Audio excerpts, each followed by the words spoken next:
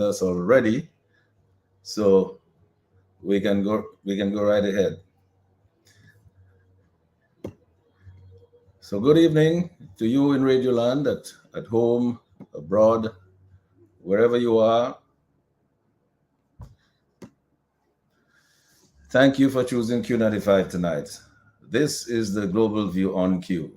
A warm welcome to all of our Q family listeners at home and globally. I'm Sheridan Gregoire, Mr. G. It's Tuesday, the 2nd of January 2023, the first Tuesday of 2024, and it's just about 8 p.m. on the button at Q95, the big station. We're live on our radio frequencies on TV, on Facebook, and YouTube. Follow us at Q95 FM Radio. The on your phone numbers are on the homepage of our website at www.q95da.com. Please share the live.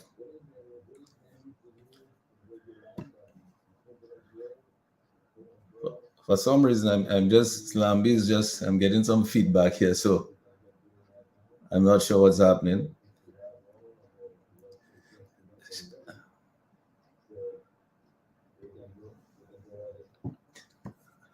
All right. Well, let me just go right ahead. So I was just saying that you're on the homepage of our website at www.q95da.com. Please share the live, like our pages, and get the latest breaking news and reviews only on Q95, the big station. We continue to revive the spirit of graciousness, of love and peace and prosperity and unity among our Kalinago Afro-Caribbean brothers and sisters. It is, in fact, our first New Year 2024 conversation tonight. And along with you, our Q family listeners on live radio, on Facebook, on YouTube, and the Friends of Dominica, my distinguished guest, Dr. Irving Andre, former IMF financial economist and UWP leader, Dr. Thompson Fontaine, and our beloved illustrious social scientist, the one and only Simeon Joseph. We look back on Dominica in 2023 in the rearview mirror, its pain, its politics, its failures, and its current standing. And we look forward to 2024, to its potential, its possibilities, and its progress. We will connect the dots of the occurrences from December 22, since the DLP regime called what many call a sham snap general election, contrary to the advice of the Caribbean Court of Justice, the CCJ, and which was boycotted by the opposition forces in Dominica. We will touch on the apparent secretive process of rewriting new electoral laws and regulations, the corruption of the CBI program, the criminal justice system, which clearly now appears to be on serious trial, the chains that have been imprisoning Dominicans for too many years due to the absence of good governance. We will make suggestions, however, as to where Dominica should go from here to see Dominicans prosper rather than continue to see more land grabbing by foreign nationals and Dominican entrepreneurs and our talented young people, our youth being displaced and losing their heritage. Now, we are already witnesses, I'm sure all of you can feel that, and we're feeling the effects of declining passport sales revenues from the CBI program. The question is, and it still remains, will it prove to be problematic for the DLP government to pay public officers and NEP workers on time during the carnival season and beyond? Let's wait and see. And now we hear that our national bank has to provide a guarantee of $13 million for a U.S. firm to build the geothermal energy plant and to develop that project. Why is it that we have to provide that kind of guarantee for a firm that's supposed to have so much? What kind of license is this that's being issued? Where is the role of the IRC in all this? We hope to hear from some of these people tonight who call and tell us if they know anything about this. And how do we measure greatness? We hear about greatness, and what is the yardstick and the criteria being used to determine who is a national hero? We hear this talk about national heroes these days. What is the yardstick we use to measure that? I hope my guests will be able to comment on that for us. We will also ask in very incisive questions about accountability, which we hope the Prime Minister, Mr. Blackmore, Mr. Vince Henderson, Dr. Andrew, my guest, Dr. Andrew, Dr. Thompson Fountain, and Mr. Simeon Joseph. I hope we can all address this and help us find the answers. We will certainly make suggestions for the way forward to acquire national unity and to secure good governance to our nature island. But like I did earlier with Matt today, I wanted to just, because our brother Gabriel Christian is not with us tonight, I wanted to just quote something that he put out for the New Year's weekend there. So here are a few words from our brother Gabriel Christian, which might serve to help us set the path for 2024. He made this call for a return to democratic governance on Dominica as we approach 2024 and to help shape the fate of our beloved homeland. Gabriel Christian said, Dominicans at home and abroad must act wisely to bring forth the prosperity and democracy we desire. We must honestly evaluate our condition on the cusp of the new year. We must never allow political bias, selfish interests, or dishonesty to cloud our judgment. Today, corruption in office has eroded our democracy and laid our nation low. And we now see clearly the debilitating effects of corruption in office. Corruption can have far-reaching and detrimental effects on the economy and society of Dominica, on any nation. It can lead to misallocation of resources, the destruction of democratic norms, poor law enforcement, decreased foreign investment, and the lack of trust in public institutions. Corruption can exacerbate inequality and hinder the country's overall development. Countering corruption through transparent governance and effective institutions is crucial for the sustainable growth and well-being of Dominica.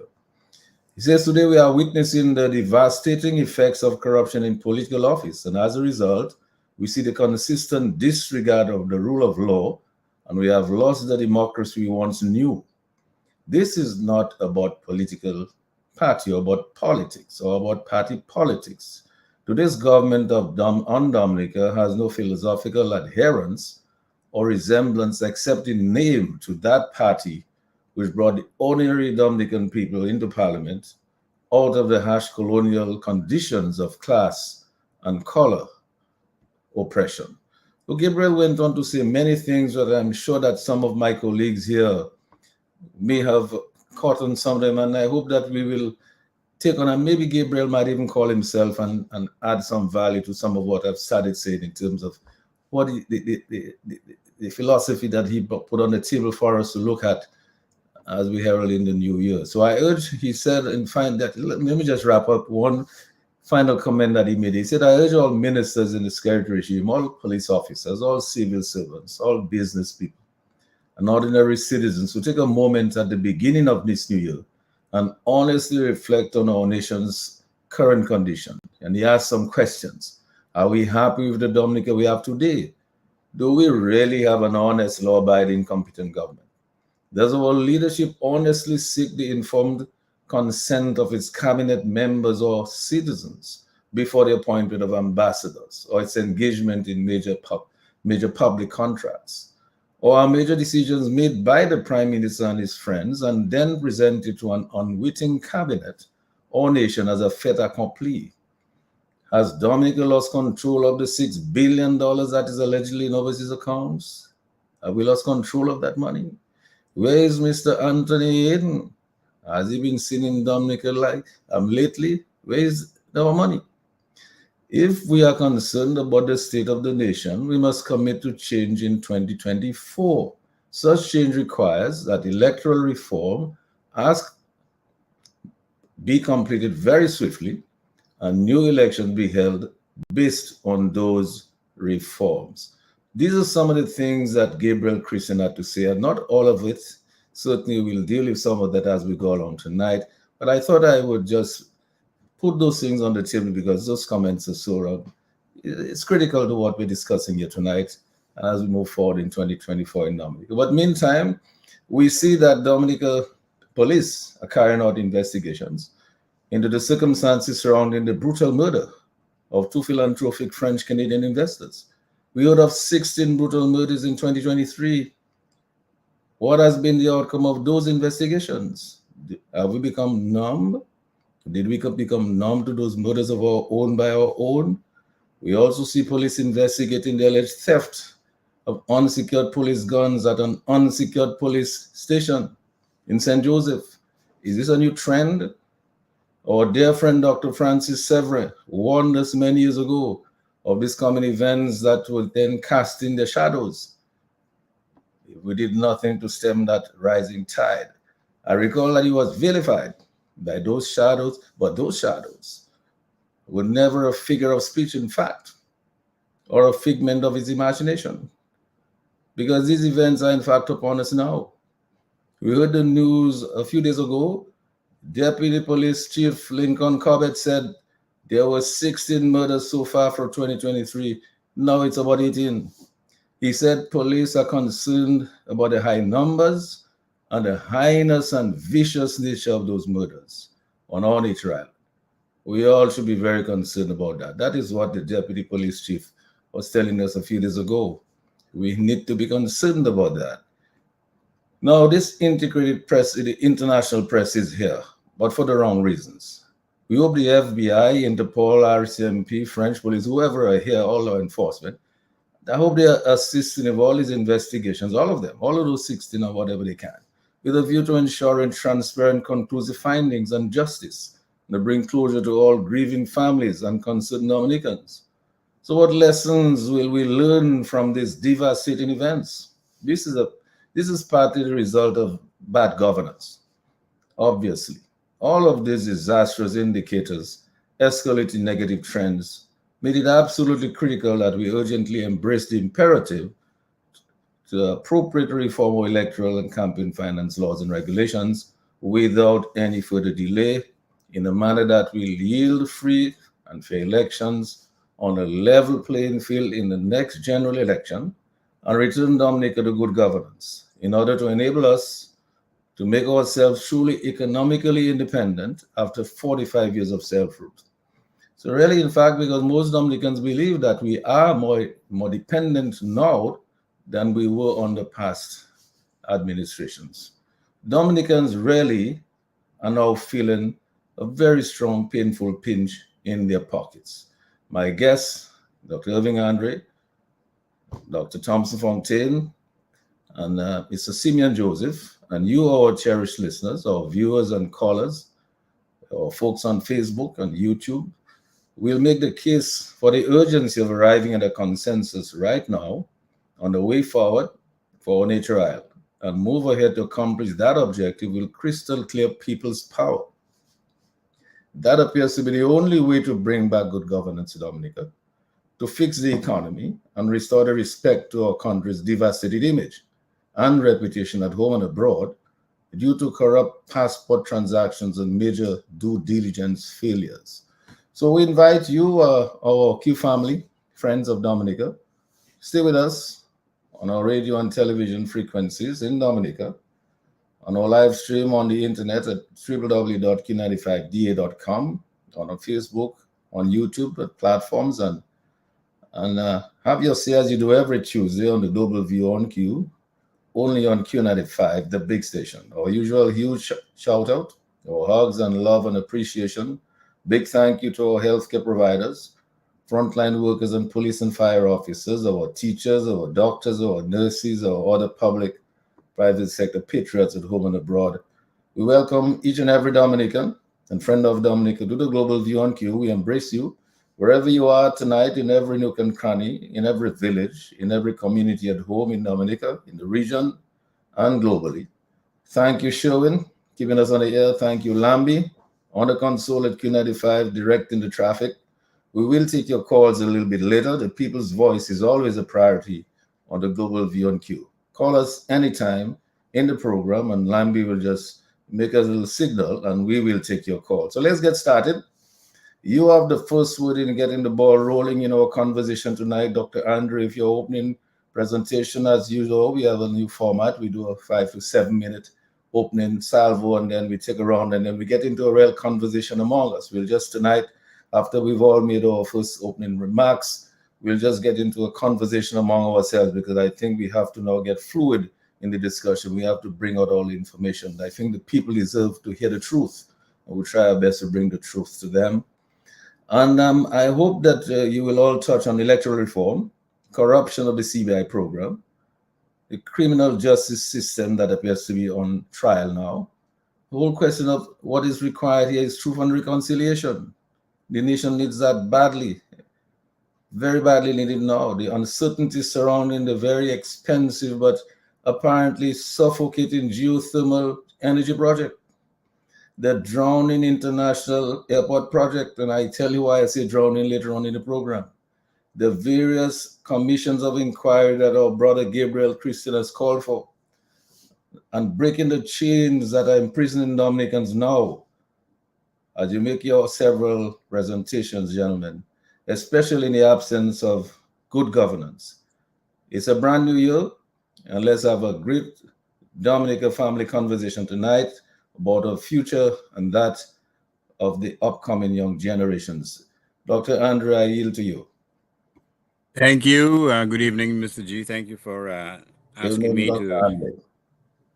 Can you hear me? Very well. All right. So thank you for inviting me to your program. We have Mr. Simon Joseph, who needs no introduction. We have Dr. Fontaine. We have Mr. Lambie, and we have Mr. Sherwin, all engaged in this wonderful enterprise of trying to educate Dominicans, which is not to suggest that they need any education. But before I go on, let me say Happy New Year to all and sundry, to all your listeners, to all those who look forward with gusto to this new year, which hopefully will bring a season of good cheer and a season of good things for our country and for individuals. For many of us, this has been a troubling year, this past year, 2023. But the fact of the matter is we're alive and well, we're kicking, we're raring to go. And as long as we have breath in our bodies, with the possibility of change it will always be upon us or with us. The immediate topic, I'll just make a few comments regarding the whole question of law enforcement in Dominica, the resignation or the retirement of the former chief of police, and those glorious comments made by Mr. Blackmore. I don't know what his position is right now about being a national hero. And obviously, everyone will have different opinions about this thing. My own opinion is very simple. All I can say is under the watch of Mr. Carbon, what we have seen to a significant degree is the normalization and legitimization of unequal enforcement of the law strictly on toxic political lines. Under his watch, you've seen the harassment of Wednesday walkers on public spaces, yet we have allowed the obstruction of a public road by someone assigned or someone aligned to the CBI program in Soufriere with deadly results. Under his watch, we have the protection of overseas voters and the blatant violation of Dominicans' electoral laws aided and abetted by police officers under the watch of the former chief of police. Under his watch, what we have seen, quite frankly, are bogus charges, cynical charges being laid against opponents of the government. Under his watch, we have witnessed the weaponization of law against opponents to the regime. Under his watch, we have seen the victimization of police officers who are deemed not to support the government. Under his watch, we have seen a refusal to investigate crimes such as Glenn Emanuel's, the arson committed at his home, even when there is a confession. So we have seen an abdication of responsibility by the law enforcement senior hierarchy under his watch. Under his watch, we have seen the trampling of the rights, constitutional rights of many citizens. Under his watch, we have witnessed an involvement of police officers in compromising the rights of citizens. Under his watch, there's been a tolerance of violence by small groups of officers who have been politically compromised. Under his watch, we've borne witness to the refusal to investigate crimes committed by acolytes of the political directorate. And under his watch, basic and widely accepted investigative processes such as preserving the scene of a crime, maintaining continuity of evidence, forming a forensic identification services unit, teaching a few officers that an arsonist does not investigate crimes of arson were ignored. So under his watch, unfortunately, we have seen not the death of democracy, but we have seen one of the most important institutions of a democratic country being comatose indefinitely. And certainly we hope to see that that democracy is resuscitated by being given what we in Dominican parlance used to refer to as life water. We hope to see it come back robust and something which serves all the Dominican people, irrespective of their race, their color, their class, their creed, and last but not least, their political affiliation. So that is my introduction. And thank you for that, Dr. Andre. I see that Thompson is back with us. He had dropped off a minute ago. He's back with us, but I'm not sure he's hearing us, because I noticed his video is not yet on. So Simeon, let me just come over to you to make your opening remarks on, while Thompson's still trying to get in. You heard Dr. Andre. I'm sure you yourself may have some comments, but you talk, say whatever you feel like. As usual, you're going to do that anyway. Well, thank God that we are still free. You're right. You're right. But I want to join in Dr. Andre and yourself in wishing all your visitors a very happy New Year. For those of us who are blessed and graced to be alive today, and to give God thanks for his continued intervention every day by providing us with that wonderful, blessed opportunity to open our eyes with the rising of the sun. Not many people are afforded this opportunity, and so we have to be very grateful for that. Grateful, of course, to all the patriots or all the civic-minded Dominicans who, as a means of conscience and dedication, still hold the country Dominica at heart in the midst of a lot of decaying elements for a thriving country. But you ask us tonight, Mr. Gregoire, to look back on 2003 and to look forward. And as you invite us to look back and look forward, two words come to mind: threshold and crossroads. We are at the threshold. And the question we have to ask is what is our point of departure or transition as we begin this new year? And we are the crossroads of an intersection of various polarizing dynamics. But in order for us to capture that in a reality, I want to look at us, Dominica, celebrating 45 years of independence. And the question we have to ask after 45 years of independence, as we begin this new year, and we look forward to celebrating 46, 47, 48, 49, and 50, what has been our accomplishments? What have we really accomplished in these 45 years? What have we accomplished economically, politically, educationally, in terms of our human resource capacity, socially, and spiritually? No. When we compare Dominica at 45 with the forerunners of Caribbean independence like Trinidad and Jamaica and Barbados and Grenada, right? And even those that came after, St. Lucia, Antigua, St. Vincent, etc. Where are we in relation to our level of productivity and export, tourism development, people's advancement? I mean, it's amazing to see that if you look at Jamaica, Trinidad, and Barbados, who went independent before Dominica, what they were able to achieve by 45, and countries that have come after us that are not yet 45 years independent, St. Lucia, Grenada, St. Vincent, what they have accomplished. And what is amazing is that more than half of that 45 years of independence, we have been under the rule and leadership of governments of the Dominica Labour Party, quote unquote, quote unquote. I don't believe it's any Labour Party, but quote unquote by name. So the question is, we have to ask ourselves tonight, what have we gotten? Where are we now? And what has become of us as a nation and as a people? And so that's why the question of a threshold comes in. The question comes up tonight as we think, when we reflect and where we are now, the threshold, what is our point of value? What is our level or point of value now as a nation? What is our foundation as a nation? What are we stepping across, or what are we stepping into? And where are we going to? What is our point of departure? You mentioned a lot of things that Dr. Andre mentioned a lot. What is our point of departure as we begin 2023, as we begin 2024, and we leave 2023 moving? What is our point of departure? What can we bring to this new year to say, okay, we're going to build upon? What can we as a people say, okay, we have accomplished so much, we can accomplish so much more? What is our transition? What are we transitioning into?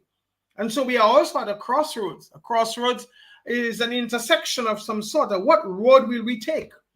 We are at a crossroad of all kinds of things that are being thrown at us. Bad governance, a decaying justice system, and a very weak legal system, no productivity, very little exports, a tourism industry that doesn't seem to be growing, and the educational sector that seems to be producing people with a certain mindset that questions whether or not our education system is turning out anybody to serve the common good. And so the question we have to ask is what are the crucial decisions that we have to make now, and what will be our far-reaching consequences as a nation as we look at our thresholds. In the midst of that, in the midst of our crossroads and our thresholds, we are faced with a very defiant government.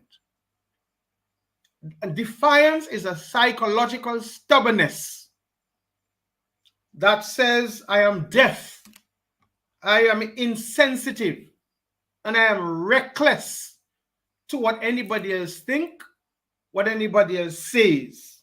So we have a government that is defiant in its actions. They don't listen to any. We have a government that is defiant as to how people feel. As we know, many people are echoing disappointments and insecurities and uncertainties. The government is defiant to that. We have a government that is defiant about wrong. They don't care what wrong they do, and they will continue to do it no matter how many people speak about it, how many people speak up against it. They are defiant to that. We have a government that is defiant to electoral reform. Government that is defiant to any questions about our CBI program. A government that is defiant to proper law and order. As we see more and more people who are involved in crime can boast of their allegiances to the government in power. We have a government that is defiant to the cries of poor people, defiant to corruption, defiant to greed, defiant to egoism, defiant to the need to be accountable to the people. Government that is defiant in its narcissism and its overspending of the public first. I am concerned that in the midst of this defiance and in this opaque reality of our threshold and our crossroads, we are seeing a growing number of our people who are nonchalant, who are apathetic, and who are indifferent to what is happening in Dominica. There seems to be a growing trend and sentiment by people that they're not really concerned, that all they want to do is to leave. If you speak to 8 out of 10 young people in Dominica under the age of 25, they want to leave. And what is even more startlingly frightening is even people who are in bed with this current government will tell you they too want to leave. They are anxious to go. And yet they will support a status quo that continues to be defiant, a status quo that continues to undermine good governance and proper administration, a status quo that continues to seemingly have no real positive plans for a developmental trajectory for Dominica. And so as we reflect tonight, we have to think of where we are 45 years, what have we become, where do we want to go? Do we want to continue to exist under a defiant regime that sees no wrong in anything that they do? A defiant regime that will not listen to anybody whose heart is closed and hardened to the cries of the people, to the masses of the people, and to the need for reform and change. And a large sector of Dominicans who are becoming more and more disinterested and unconcerned about what's happening about them. And sadly, I would say selectively choose what issues they would like to make their own. And it's all selfish. It's all selfish. I think I just used it as my opening statements tonight. Yes, and I mean, and very, very well said. I mean, as your opening remarks, I mean, between what you have said and what Dr. Irving Andrea said, I mean, it gives us a whole lot of stuff that we have to discuss tonight. It opens up a lot of doors. But let me just bring in Dr. Thompson Fontaine with your opening remarks, Thompson. I'm sorry that we lost you a little earlier. I hope we have you now loud and clear.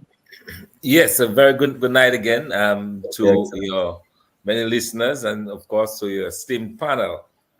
It's my pleasure to be with you tonight and also to say a very special holiday and New Year greeting to all of Dominica, Dominicans at home and overseas who are tuned in to the Global View tonight. I certainly want to send New Year greetings and hope and pray that 2024 will be a better year for Dominica compared to last year.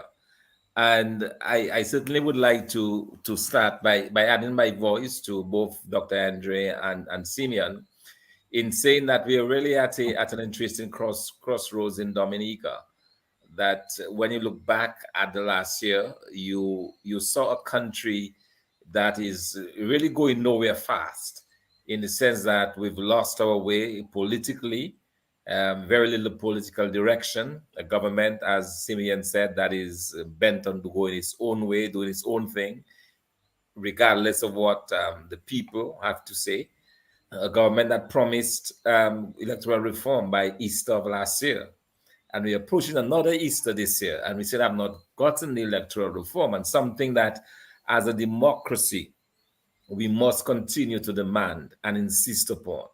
That we must have electoral reforms, that we will not go anywhere without the electoral reforms, and so this is something that we continue to request and hope and pray that we, in fact, as Dominicans, we are able to get the reforms that we need. And this is very important, I think, for the survival of our democracy. For the ability to allow our people to elect their own leaders, to elect the people that they believe best suited to run the affairs of this country, we must return to a system of governance that does not only appear to be free and fair, but is indeed free and fair. And so I will start by making an appeal to this government to do as it promises, enact legislation that the public will first have an opportunity to weigh in upon when the final draft is prepared before going to Parliament, so that we can ensure that the basic things that we're asking for, a clean voters list, a re-registration, a clean voters list, a voter's ID card, access to the radio stations and to the national radio station for all political parties. Some basic things that we're asking for is in fact enshrined within that legislation, that it respects the whole issue of residency, that plays a critical role, that not all Dominicans necessarily, but those that are resident in Dominica, are the ones who get to decide the fate of this country. Because after all, I've been in the past, couple of weeks, I've traveled all over Dominica. I've spoken to people of all walks of life, of all across the spectrum of Dominican society, and the report is the same. Whether you are in Calibishi or you're in Collio or in Grand Fond, it's the same thing. People are saying the same thing, and what they're saying is that their lives are miserable. Their lives are not good. The economy of the country is not working for them. The country is going nowhere. There is a concern about the level of increasing levels of crime and violence that we've seen in this country. The police chief, and you alluded to that earlier, Mr. G, the police chief indicating that he was concerned about the violent nature of some of those murders. I was just down in Calabishi a couple of days ago in the seeing the family of the man who was so viciously murdered. You know, right there, we walked where he was killed. You know, and you wonder what it is about Dominica, what it is about the frustrations among our young people in particular that will drive persons to do those kinds of violent crimes. And we should not think for 1 minute that they're not related. We should not think that violent crime, that escalating social problems are not related to this level of violence that we are seeing. Of deep concern to me as a leader in this country, as a political leader in this country, is our young people, and in particular our young men. When you look at the state college, the ratio I'm told of girls to boys is probably 3 to 1. 8 to 1. 3 to 1, or probably even higher. Our young men, for the most part, are no longer making use of educational opportunities. They want to live a quick and you know, get rich quickly. They're looking at other ways, you know. Some of them are aspiring to go back down to Guadeloupe. They think there is money to be had. They're not taking, you know, part in this. We have another situation with our state college where government promised to pay tuition fees for all students. They have defaulted. So for 2 years, well, 3 years now, the government of Dominica has not been paying the fees for the students as promised. And so you have a state college that is literally falling apart. No chemicals for the chemistry labs. The building, the physical structure of the building, it is dilapidated, it is leaking, it is rotting, it is falling apart, it is disintegrating. The teachers sometimes are not paid on time. And you have all sorts of problems piling up at the state college, our premier learning institution, which I think points to what I've been talking about, the whole sense of drift, the whole sense that this government is not in control, that so much effort and energy is being placed on getting rich for themselves, you know, cuddling up to all sorts of crooks and criminals all over the world and not paying attention to basic things that should be going on in Dominica. So our education system is one of concern. Our social system is another one. Our legal system, we have cases which are supposed to be heard after 2 years, run into 4, 5, 6, 7, 8 years. Persons are getting off on serious crime because their cases have not been heard on time. You know, so you have a number of problems that this government simply has not been able to address. And I believe, they're incapable of addressing it. And also, even if they wanted to, they could not, because they simply do not possess the necessary skills and training that is required to move this country forward. So at the start of 2024, we are facing major problems in Dominica. We are facing a situation where our economy continues to move from bad to worse. We have a situation where the government is owing a number of persons within the private sector, no longer people honoring LPOs from the government. They are simply avoiding government paper. We have a situation where we've had salary increases for those at the very top, and those public servants who are at the lower levels who most need the help, who most need the hand up, have been ignored, getting very little, if anything. You know, so we have a number of problems that which now confront this country. And I believe that the people of Dominica need to resolve more than ever that every effort must be made to continue to push for electoral reform. And once we have the electoral reform, to demand that we have free and fair elections, that the people of this country can finally choose a government that can take them forward. Because what we have now simply is not working. Well, it's obvious that everything I've heard here tonight, it hinges around the question of the quality of governance that you have. It's a management function. I mean, we mentioned the social, the political, the education, the cultural, economic, all of those facets of our lives. The point is, it requires good governance, and we do not have good governance. So when Simeon speaks about the threshold, the crossroads that we are now at, Dr. Andre, it seems to me that electoral reform is one of the critical things that we have to get resolved very quickly in order for us to be able to have free and fair elections, to move forward, to have good governance, to start building the pillars of our economy and our society and so on. So let me hear further thoughts on all of that, Dr. Andre. You did a considerable amount of work on electoral reform, Dr. Andre. I don't know if you want to refresh us on the key elements as Dr. Thomas Fontaine started to mention. And in fact, I'm hoping that we can all sort of make a contribution as to how we think Dominicans can proceed in order to ensure that they get the electoral reform, the appropriate electoral reforms that they desire. Because I don't think we're going to get electoral reform handed on a silver platter by this regime. Well, we obviously will not. Make no mistake about that. Because if we are right all along, that the whole purpose of governance right now is to perpetuate one's position in terms of being the government, then we will never get it. That's just the bottom line. The fact of the matter is, if we're correct, that what we've had over the last 10, 15, 20 years is a steady march towards taking control of all the various branches of government, then what makes you think for 1 minute that we will get electoral reform handed on a platter or probably on a plate of black pudding from the political directorate? It's not going to happen.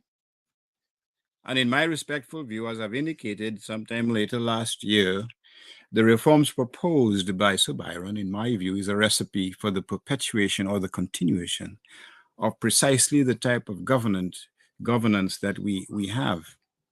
And we deserve better, because no other Caribbean island would countenance what's happening. And just by way of brief summary, those, in my view, critical reforms that we need in terms of electoral reform include restricting the vote to those people who are ordinarily resident in Dominica.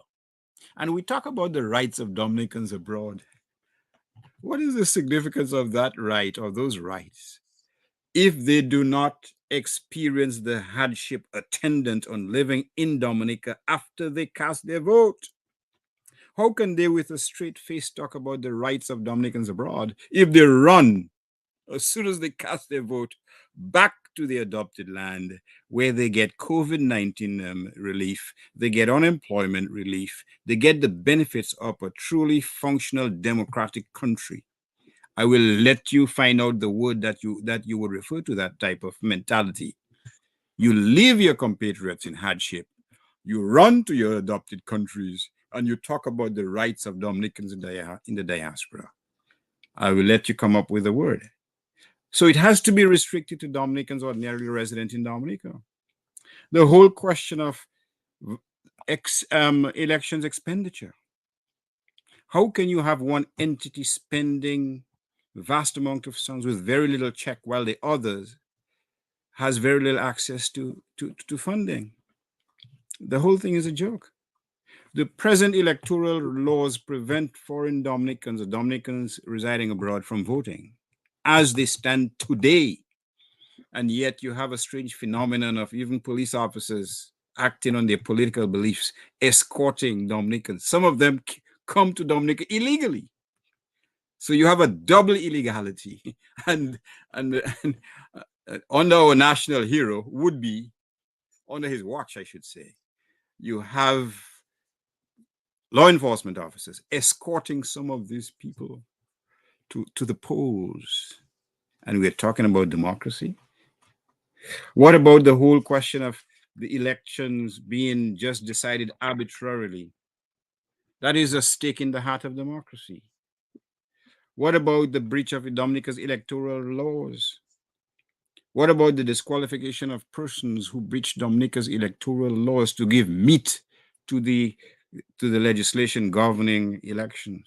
What about voter ID cards? What is so wrong with it? If we're interested in the best standards for voting, Why is there this reluctance and opposition to voter ID cards, something which is used throughout the Caribbean? And the past consultations showed us the naked face of electoral reforms as envisioned by the political directorate. The staged aspect of those so-called consultations, the fact that the acolytes all marched up to the troop to the podium singing with one voice. This is the type of consultations, or this is the type of manipulation that masquerade as consultation insofar as electoral reform is concerned. The whole thing is a joke. What about bribery and treating? What about the payment of persons abroad to come to vote? And many of them have righteously proclaimed, you're taking my democratic rights. No, what you want to take is their right to come to Dominica at the expense of voters to drive a stake in the heart of democracy. That is what we oppose. It ain't right. If you've done so well abroad, that's not pay your passage now. Why do you want taxpayers to pay your passage to come to vote when our laws do not provide for that? It's wickedness in the extreme. What about the prosecutions of persons found in violation or charged with violation of Dominica's electoral laws? We need a special prosecutor, because the position of DPP has a political dimension to it, which is antithetical to a democratic government. That is to say, it is inimical to the rule of law. It doesn't promote the rule of law. On the contrary, it undermines it. What about the Electoral Commission? What have they done to ensure free and fair election in Dominica? This is why we're opposed to this. Because in its current form, the Electoral Commission frustrates rather than promotes electoral fairness as we speak. And that is why we cannot afford to have this incubus on the backs of Dominicans. That has to change. What about the whole question of Dominicans having the right to be able to hear their prospective leaders speak on issues of national interest, either in a panel discussion or in a debate? Why have we been deprived of that type of information, that type of education? Because our democracy is not functioning as it should. There are other reforms, but again, there are time constraints with respect to this position. So to me, the question is not if the government will give us electoral reform. You pick a fair, Gasson. What makes you think they will? It's opposed and antithetical to their interest. The question is whether our people will prepare or are prepared to show that they take this thing seriously and they are concerned about the future of Dominica, as Caribbean people are doing all over the place, without any violence, without inciting violence. The question is whether Dominicans are prepared to take their rightful place in the community of Caribbean people to protect their sacred way of life and the rule of law in their island. Thanks. But Simeon, I mean, let's get the conversation going now. We've made our opening remarks. So we can all jump in at any time, but I want to go back to you first, Simeon, because obviously you raised the question of the crossroads. It is clear that we have some problems. In other words, we may have to reverse, make a right turn instead of a left turn where we went wrong, and to right that wrong and get back on track, right? Because all of the things you've mentioned, Simeon, all the economy and the education and everything seems to be going wrong. I mean, if we have to start the litany of things when you look back and try to connect the dots, everything seems to be on the wrong track. And then, so let me hear you a little bit more about something, because obviously the electoral reform is key. And if Dominicans don't do something about it, they will not get it. You're going to get a watered down version of this thing that's going to make absolutely no difference. There will be no level playing field. Good question. Well, just to go back on, I don't want to labor the word, but just so that we think a little. When I mention crossroads, I want to underscore the fact that we are at an intersection. And we have reached the point in Dominica now where we have to ask ourselves, do we want to go north, south, east, or west? Similarly, we need to ask ourselves at an instant, do we want to go up? Do we want to go across, or do we want to go back down? And to me, that is the most significant intersection if we have to talk about a crossroads. If you put it flat down, you can go north, south, east, or west. But if you put it to stand up, the intersection can mean you can either rise, you can either stay on one level, or you can go down. You know, and that's very important. And so the initial question we have to ask is, what road will we take in the future? Or are we going to take in the future?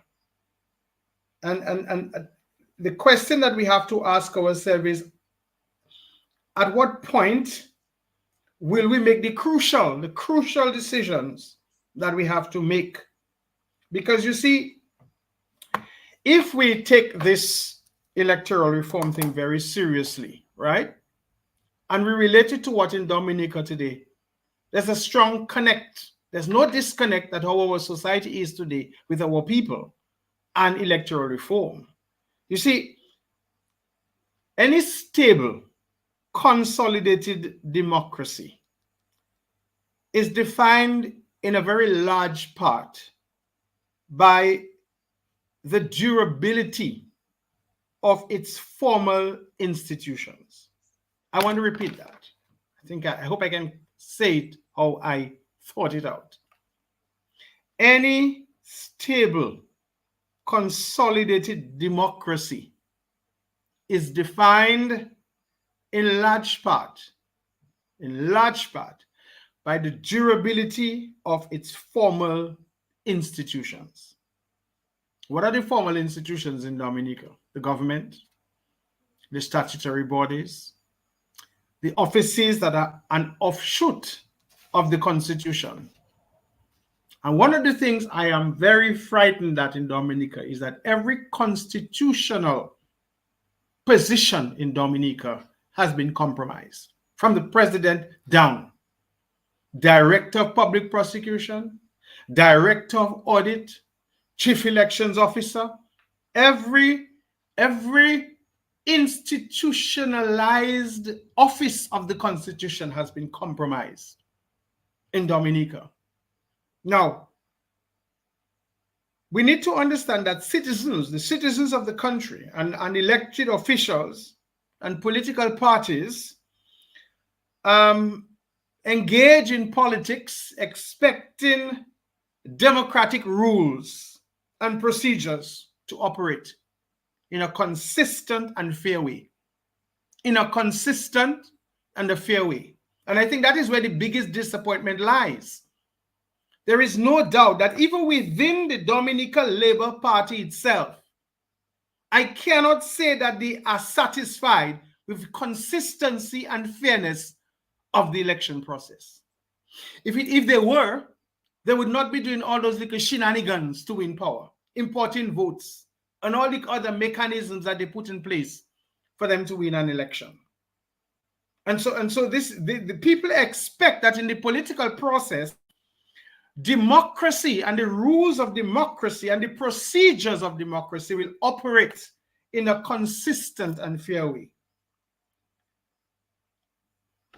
However, one of the things we need to realize is that democratic stability requires adaptation. And that is where we have to open our minds to see, is this current government willing and open to adapt? Because democratic values change and expand, and institutions may need to change with it. Thus the need for the electoral system in Dominica to change. Thus the need for our electoral laws to change. Thus the need for our electoral process to change. Japan has done it. New Zealand has done it. There are countries with similar electoral systems like us that have adapted and changed their electoral system. Because if people do not get good and better democratic outcomes, what is going to happen is that we'll have public discontent. And public discontent will manifest itself in many forms. Dr. Andre and Dr. Fountain alluded to that. And Dr. Fountain alluded to the fact that a lot of what we see happening in Dominica today is as a result of discontent in different forms. And when people like the private sector and the powers that be and people in tourism and think, well, okay, this is not an issue for them, they must absorb in their minds that when there is discontent by a population, it in some way is going to have an effect on how people become disillusioned in a society. And so what is going to happen, you'll have deepening distrust of institutions. You will have more cynicism towards democracy, and discontent will be on the rise. And this is where Dominica is at now. A lot of Dominicans are discontent. They are discontent with governance. They are discontent socially. They are discontent economically. They are discontent religiously. Dominicans are basically a people who are not happy. They are not content with how things are. And because we have seen that, because we will find that there's an apathy towards democracy, which is a dangerous thing. Because if you look at the debate for electoral reform, you speak to people more and more now, and as if they are giving up the fight for electoral reform because of the level of discontent and cynicism that exists in Dominica. And citizens will feel that government cannot solve their problems. And so hopefully from that, we will see a growing appetite for change. Hopefully from that, we will see a growing appetite for change and small efforts at reform where we least expect it. That will upend the system that we have now and in turn grow into something that we need to achieve to bring back Dominica on a trajectory in the crossroads that we are on an upward mobility. But but this takes resolve, right, Thompson? I mean, this takes resolve. I mean, we have to recognize the problem. Look, it's a fact that the institutions have broken down. When was the last time you heard from the IPO? I mean, there was something happened recently, but you have not heard it taking up any case. We hear all about all this corruption going on, but we're not hearing anything from the IPO. The Electoral Commission has been very, very silent, muzzled in some way. I don't know what your thoughts are. I think Simeon is making a huge point, but it's going to take resolve for the people. Yeah, it's going to take resolve for the people, and also the people themselves have allowed themselves to be bought, in some instances to be purchased. I'll give you an example of that. I gave a guy a ride a couple of days ago. I didn't know who he was, but he was on the roadside. He flagged. I stopped for him, and we got to talking. I'm not sure he knew who I was or he recognized who I was, and we got to talking about elections and so on. And he says, in the elections of 2019, I was outside of this Labour Party office, and I was observing people coming in and out with their big pay packet, and fellas were saying they just drop a 2 tower on me or they drop a 3 tower on me and so on. So he said, well, I went for mine. But when I went in there, they drop a 200. So he started making noise. He doesn't want 200 because he just saw how many fellas came out there with 1,000, 2,000. He wanted 2,000 as well. He said, anyway, they refused to give him. They said the most they can give him is 200 because I guess they assumed that he was one of them already. They didn't have to butter him too much. But he said, with that, he decided to go to the workers' candidate to say, see how much he could get from the workers' candidate. Because if he was getting 200, maybe he could get something a little more that would allow him to vote for the workers' candidate. But when he got to the workers' candidate, he says, well, we're encouraging this practice. You should vote your conscience, if you want to vote and so on. But he said in the end, he still voted for the Labour Party, but now he was completely disenchanted with them because at the end of the day, he's not working. He has not been able to get work under this government. He's really struggling to make ends meet, and it's difficult for him. But I say this to make the point that is how corrupted our political system has become. We talk about importation of foreign voters, which is a big one, but the fact that so many local Dominicans have been given money for the vote. I saw it in my own eyes in Dominica, right there on the voters' line. I saw guys giving people money that they would vote in a particular direction. So when we've reached that point in Dominica where our democracy is so beaten down that these seemingly deep pockets of this government, which obviously is money, a lot of money from CBN and other taxpayer resources that have been used, that we have so polluted the whole political environment. And at the end of the day, we have the mess that we're in. And I think now is really a wake-up call for the people of Dominica to say that we really cannot continue with this. We cannot continue with a government. We cannot continue with a process that at the end of the day gives us nothing or very little. We cannot continue with a government that pays below the minimum wage to its own workers. A number of persons within the NEP program are being paid less than the minimum wage. Our very own government is violating its own rules, its own regulations regarding wages. And you wonder, how can this be? And how can people even accept that? So these are some of the things that I think increasingly the eye of the public is being opened, the eye of Dominicans have been opened, and they say that enough is enough, that really we can do better as a people. And I think that's where we're headed. And my conversations with Dominicans in the past has given me a sense of hope. I think there is some optimism that people have gotten to the point where they are so fed up. And you talk about the idea of resolve. And I think that's what it is becoming.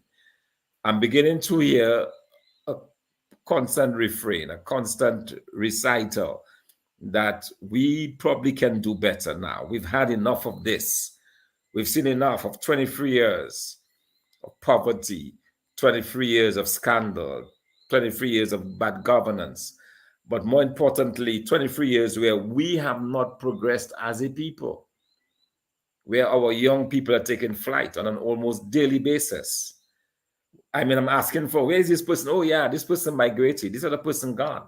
You know, the level of migration, this constant trying to get out by all means necessary. And people are saying, no, we probably, there should be a better way for it. And I think what we have now in Dominica is a deep sense of enough is enough, a deep sense of saying that, yeah, we've seen it all. We do not expect any better from this government. They cannot do any better. And they really need to go and step aside and allow people who have the real interest of Dominica at heart to move the country forward.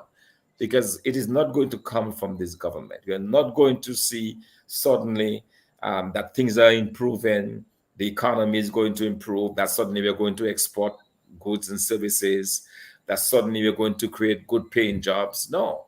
What we might have is more of the NEP, more of the endless poverty that we see getting up, and more of this guy who says, you know, his life is miserable. After voting for a government for $200, his life continues to be miserable. So I really believe that, as you know, that we should not be all, like I'm talking about us, the panel, and also Dominicans who are listening to us, that in the midst of this gloom and doom and heartache and pain and suffering that the public is going through now, I believe out of this is being born a resolve. Out of this is being born a desire for better. And that augurs very well for the future. Well, Dr. Andre, what I think out of it, what is coming out of it is this, that not only a resolve, but some knowledge, some experience now that, you know, this $200 and $300, it doesn't last very long. You go and buy one or two little things in the shop and not gone. You have to wait for another election for you to get the next $300-400. But look at the mess it's created. The mess of the economy, the messy education system. And we look at students all over the place in the US trying to get what is promised to them, and they can't get it. They're under all kinds of threats. So it's a mess. And so it seems to me that Dominicans need to make up their minds, and I believe they are coming to the realization that this thing is not working, because I'm pretty sure I talk to people who are in the Labour Party, support the regime, but really and truly, they're going to have to wait 20 years to get a housing unit. Most of them are not going to get one now. So the point is, what happens in the meantime? The reason why any government has to provide that kind of level of bribery to buy votes is because, you know, they are not capable of having a real program that is going to develop the people's lives, that can make them independent, so that they don't need to depend on handouts from governments.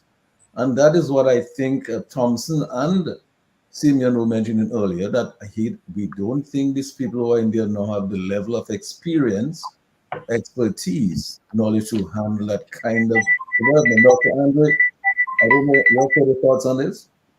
Yes, let me correct one thing that you said. You said this thing is not working. Not working for who? Because obviously it's working for the Good, acolytes and the political directorate. good question. Good Those question. who have SUVs, courtesy of duty-free concessions. Those who drive in air-conditioned splendor and luxury. Those who enjoy trips and spending accounts on the backs of taxpayers. Those who boast about their pools and who help them to fix their pools and who don't. Those who take holidays without any concern regarding the expense. The system is working for them.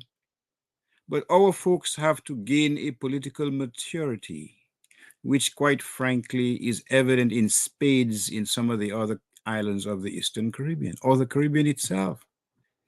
They have to act in their own interest.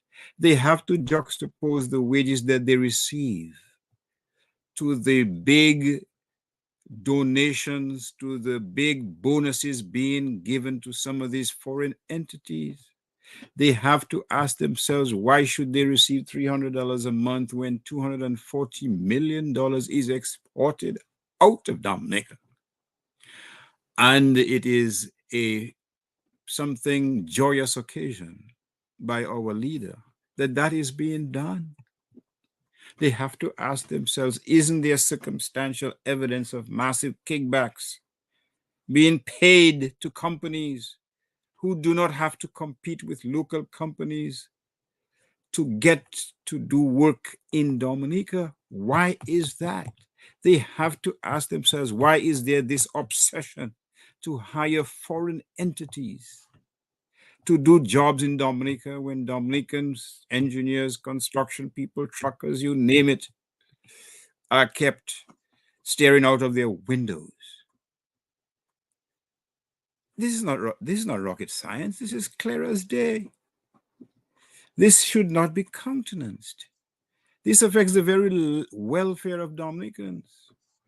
When a police officer is sidelined because he tries to do his job in the proper manner, this should be a matter of outrage and indignation. When NUSIs are giving a little, 2%, 3%, or 5%, for God's sakes, for the sake of argument, irrespective of the work that they're doing, irrespective of the work that they did during the COVID crisis. And you have other folks getting bonuses of over 30%, over and on top of the inflated salaries. You have jobs being created for persons on the backs of taxpayers. I mean, how can you allow that? That system cannot sustain itself.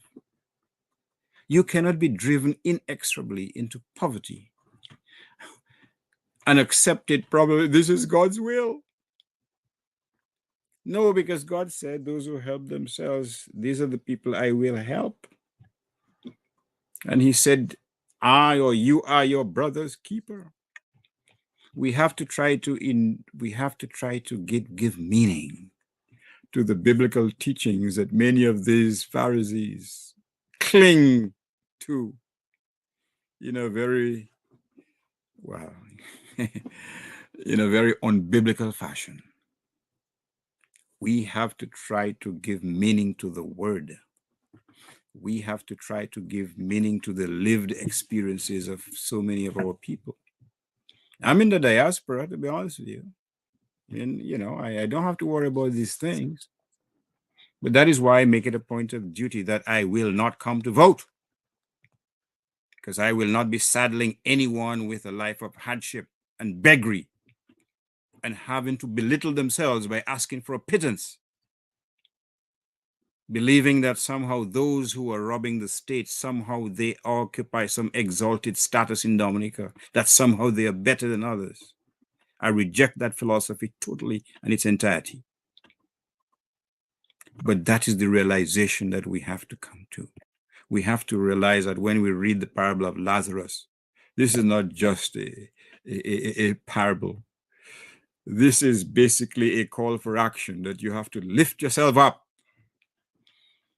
by your beliefs, by your convictions, by what you're prepared to do to assist you and your brethren. They have to give meaning to the word of resistance. Thank you. But, resolve is one thing, but people have to really make up their minds if they really want. If your life is miserable, Simeon, you were talking about if the crossroads is going that way, right? It's not horizontal, now it's vertical. Your life is miserable. You can see your situation is going down. It's getting from bad to worse. Why do you want to keep going down from bad to worse? I mean, you meet people all the time. People are complaining. It really is bad. They have it tough. The question is, at some point, people have to decide, something? We need to put an end to this thing and try to chart a better course. Let's start finding a way to move up. One of the best ways to move up is to change something. If you do the same thing the same way all the time, you're going to get the same result. You are not going to get a different result. If you accept $200 every election and then you're still in bad shape for the next 5 years, it's not working.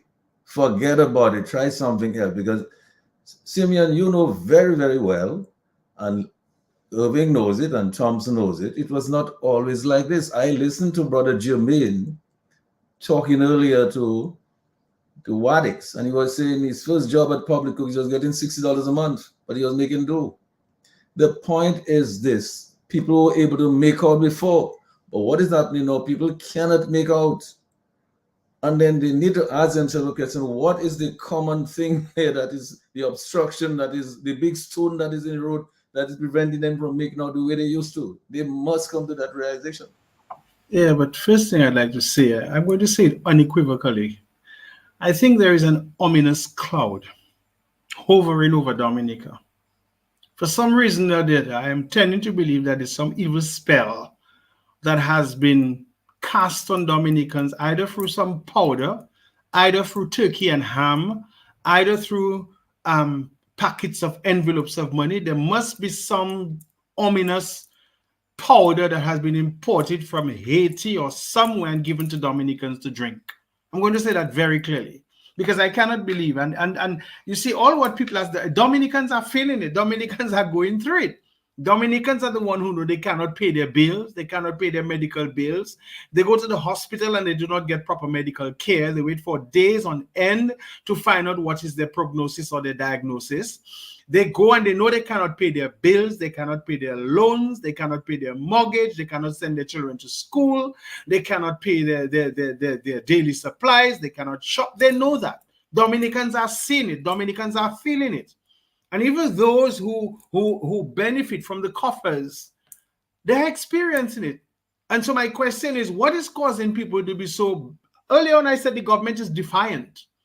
And the government is ominously defiant to the point that when people are basking in an environment of evil, they epitomize or they embody the evil one, and they become worse than the evil one, which is what the government is, to my mind. Because defiance is a spirit that closes one's heart and ears and mind to any possibility of change. That's what defiance is. And so the government is latent and residing in its bath of defiance. But apart from that, you find Dominicans are just laissez-faire. They're just accepting things as they are. They will cry, they will moan, they will mourn, they know they exist in fear. I mean, just look at the number of people who support this government, but who will tell you quietly, it's time for Skerrit to go. They tell you that.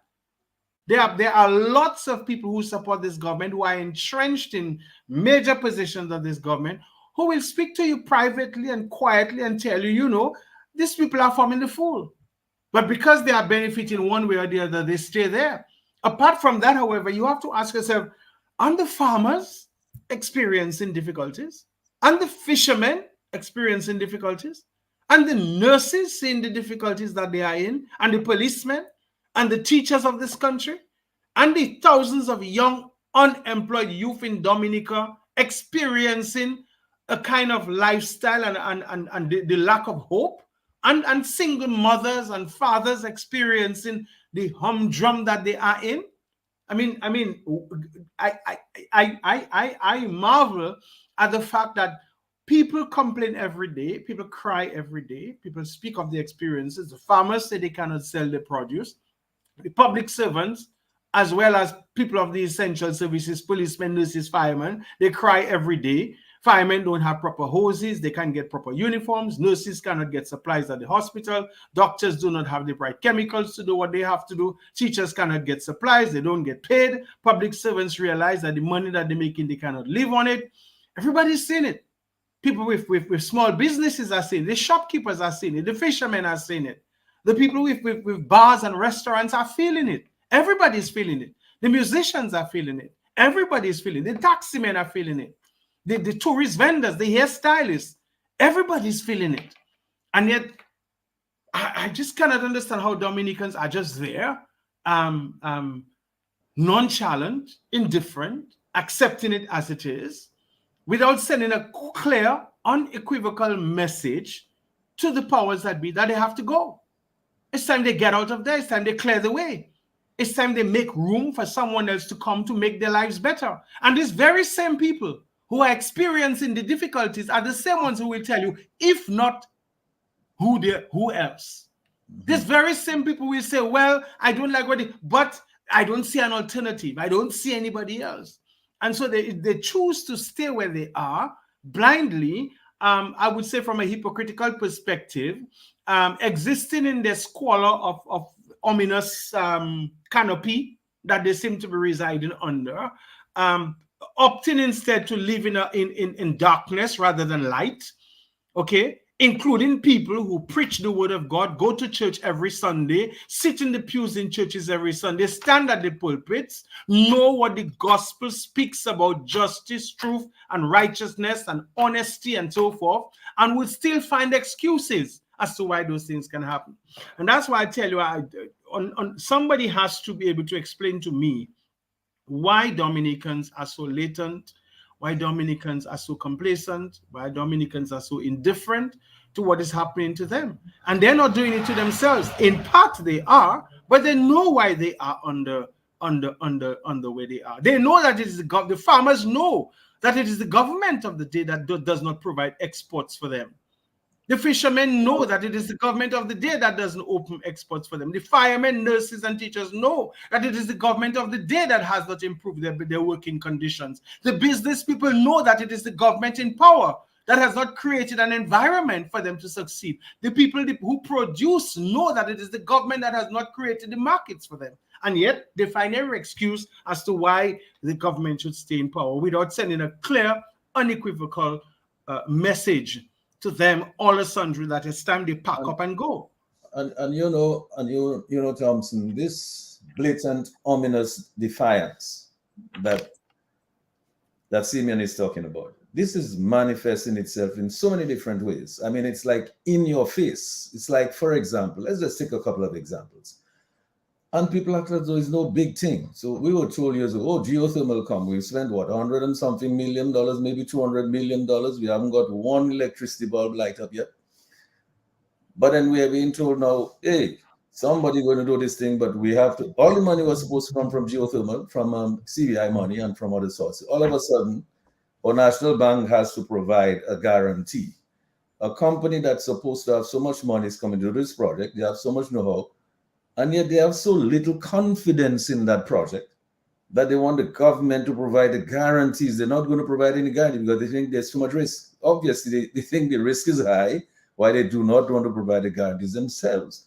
And so that is being said to us, and then the finance minister gives an explanation. The minister for Vincent doesn't give an explanation, and people just accept it. But that is not what they were told 2 years ago and 3 years ago. We were told by now the bad electricity coming from our ears and it will be much cheaper than what we pay in Domlec now, right? And then there's so many blatant examples of that. It's like in your face, you're told one thing and tomorrow you're told something completely different and people just accept it and move on. The airport, we were told, listen, not a cent is going to come from Dominica's treasury. All of that going to be front loaded. This man going to come up with all that money. Then next thing we're told, oh, 100 and something or whatever millions of dollars have come from the treasury and paid for this audit already. Now we are being told that, you remember we were told, listen, the technical studies are being done.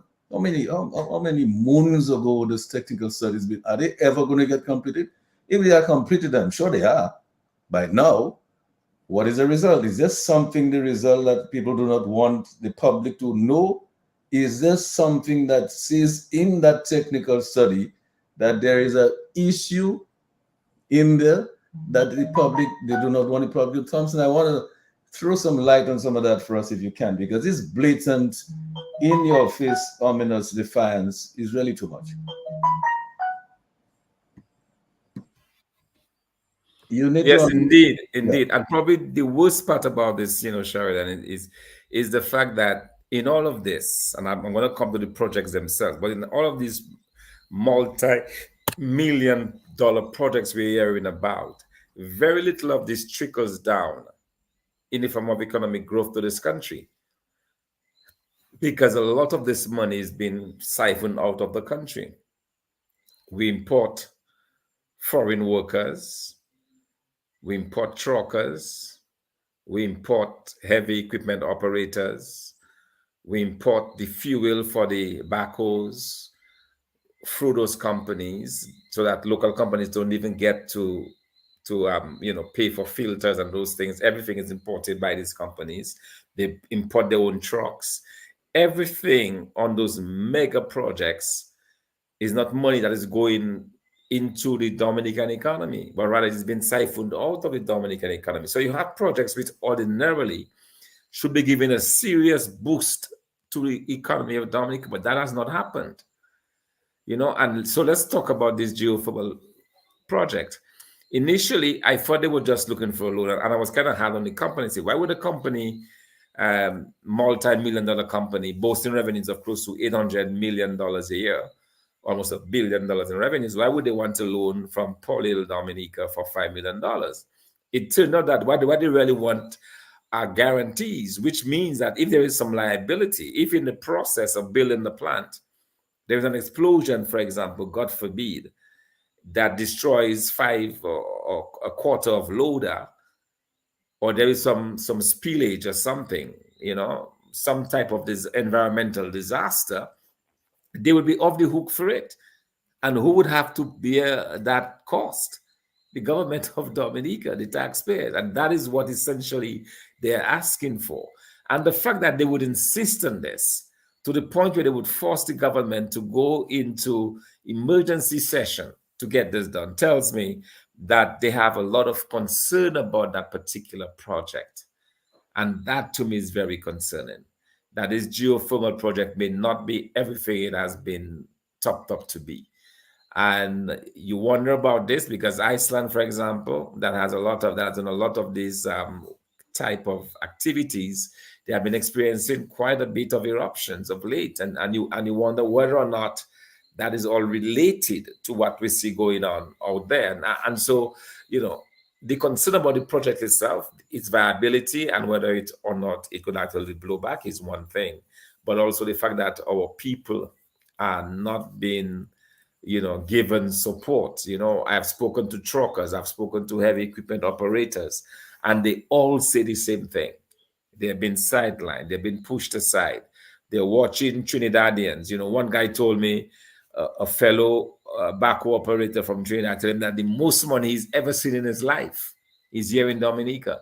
And he's telling that to another Dominican backhoe driver who cannot get a job in Dominica. And here is the Trinidadian is boasting to him that the most money he's seen as a backhoe operator is right there. He's gotten it right here in Dominica. And there is a firm sense of injustice in all of this. That the government could be so callous, that the government could be so uncaring about its own people, that it would bring in unskilled laborers and work stuff that Dominicans can do. You have Dominicans who have invested in heavy equipment, who have invested in trucks, who have invested in some of these excavators, and yet they can get no work in their own country. and they have to sit back, wonder how they're going to pay the bills, how they're going to pay their loans, while foreigners are living large on this country. This is wrong. You know, there is a deep sense of injustice about what this government is doing to its people. And somehow, Mr. G, I think that that is linked to the fact that this government believes that they bought the people, they bought those votes so they can do as they please.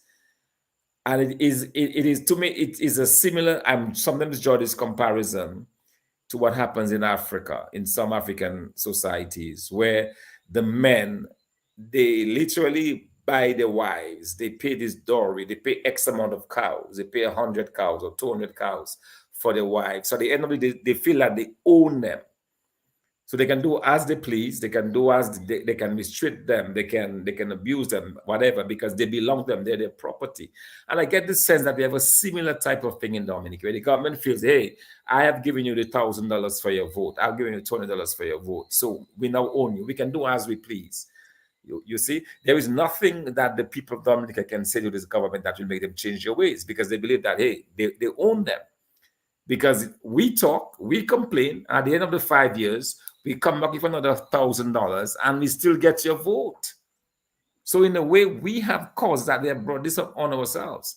But if the people of Dominica who have the mindset that if you are not delivering, we will vote you out, this government would have been behaving differently. But the fact that they can do what they do, the fact that they can abuse, the fact that they can be so uncaring, the fact that they can see and know that they were Dominican truck owners, that they were Dominican back operators, they were Dominican drivers who have bills to pay, who have families to support. The fact that they can know that and still bring in other foreigners and pay them big money, much more than they would pay. This same Bangkok guy was telling me that he was paid half of what the foreigners were being paid when he did have a job. But now he's been squeezed out. You know, so not only are you being squeezed out, you're given lower wages than people coming in. And you wonder, why are we allowing this in Dominica? I'm not saying that foreigners should not be allowed to work in Dominica, because Dominicans go overseas and work. But at the end of the day, priority must be given to your people. These projects must have a certain number, a certain percentage. And that is why, Mr. G, I'm making the commitment to the people of Dominica that if we are given the reins of power in this country, that one of the things that we will do as a party is to guarantee that any project has a minimum percent of participation by our locals. And I'm thinking that percent should be as high as 80 or 90% in terms of ensuring that any project that's been paid by taxpayer dollars, that first priority or priorities must be given to Dominican workers, to Dominican truckers, to Dominican heavy equipment operators, to Dominican drivers. That has to be written into regulations to guarantee that we take care of our people. And I think that this is what the people of Dominica need to be insisting upon, because we cannot continue that way. We cannot continue to have this level of hardships. And at the end of the day, it is widespread, because these individuals, they send the money overseas, back to the families overseas. The money is not circulating in the Dominican economy. So there is little or no growth. The country, we are told, is spending hundreds of millions of dollars on geothermal, on an airport. At the end of the day, there is nothing to show. You cannot see it. You cannot feel it. When Russian Tompkins and Nello Care, whatever it was, and these other companies were there in the 1980s, you could feel the money floating around. You could feel the vibe. The money was there because it was our local guys getting paid every week or every fortnight, going to the shop, spending. That is not happening now. And this is fundamental. To me, that is a big problem. I have a huge problem with this government over this issue of the treatment of our people in Dominica.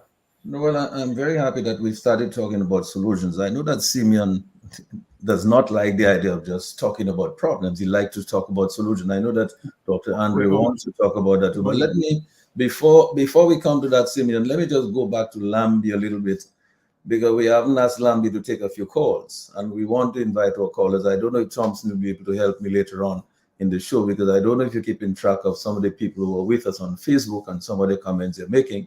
If you can keep track of some of them, maybe you can, bring us up to date now and then as to what some of our callers are contributing on Facebook and on YouTube. But Lambi, I need to go to you because we need to embrace our listeners worldwide. And please give them the number so they can make the call and participate and have their say in what we do here this evening. The Global View and Q, taking your calls right now. The numbers are as follow: 449-3095, 449-3096, 449-3097, 616-4257. These are all local numbers. The overseas number, 305-432-9624. Let me run those numbers again.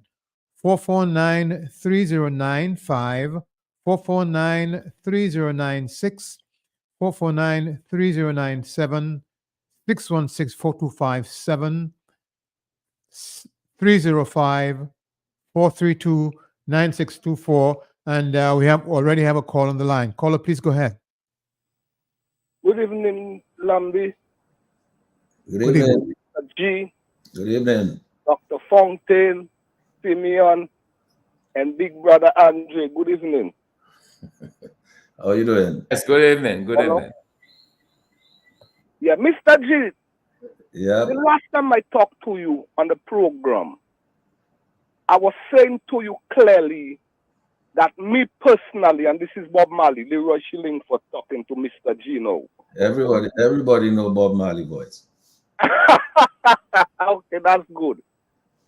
Mr. G, I told you that I would like Dominica to hit rock bottom, and you tell me no, we don't wishing that for Dominica. But listening to Simeon, Mr. G make my case.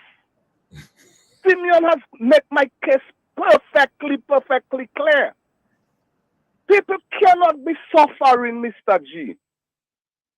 The farmers, and I don't even have to repeat all what he said, but you listen to me to see what Simeon said.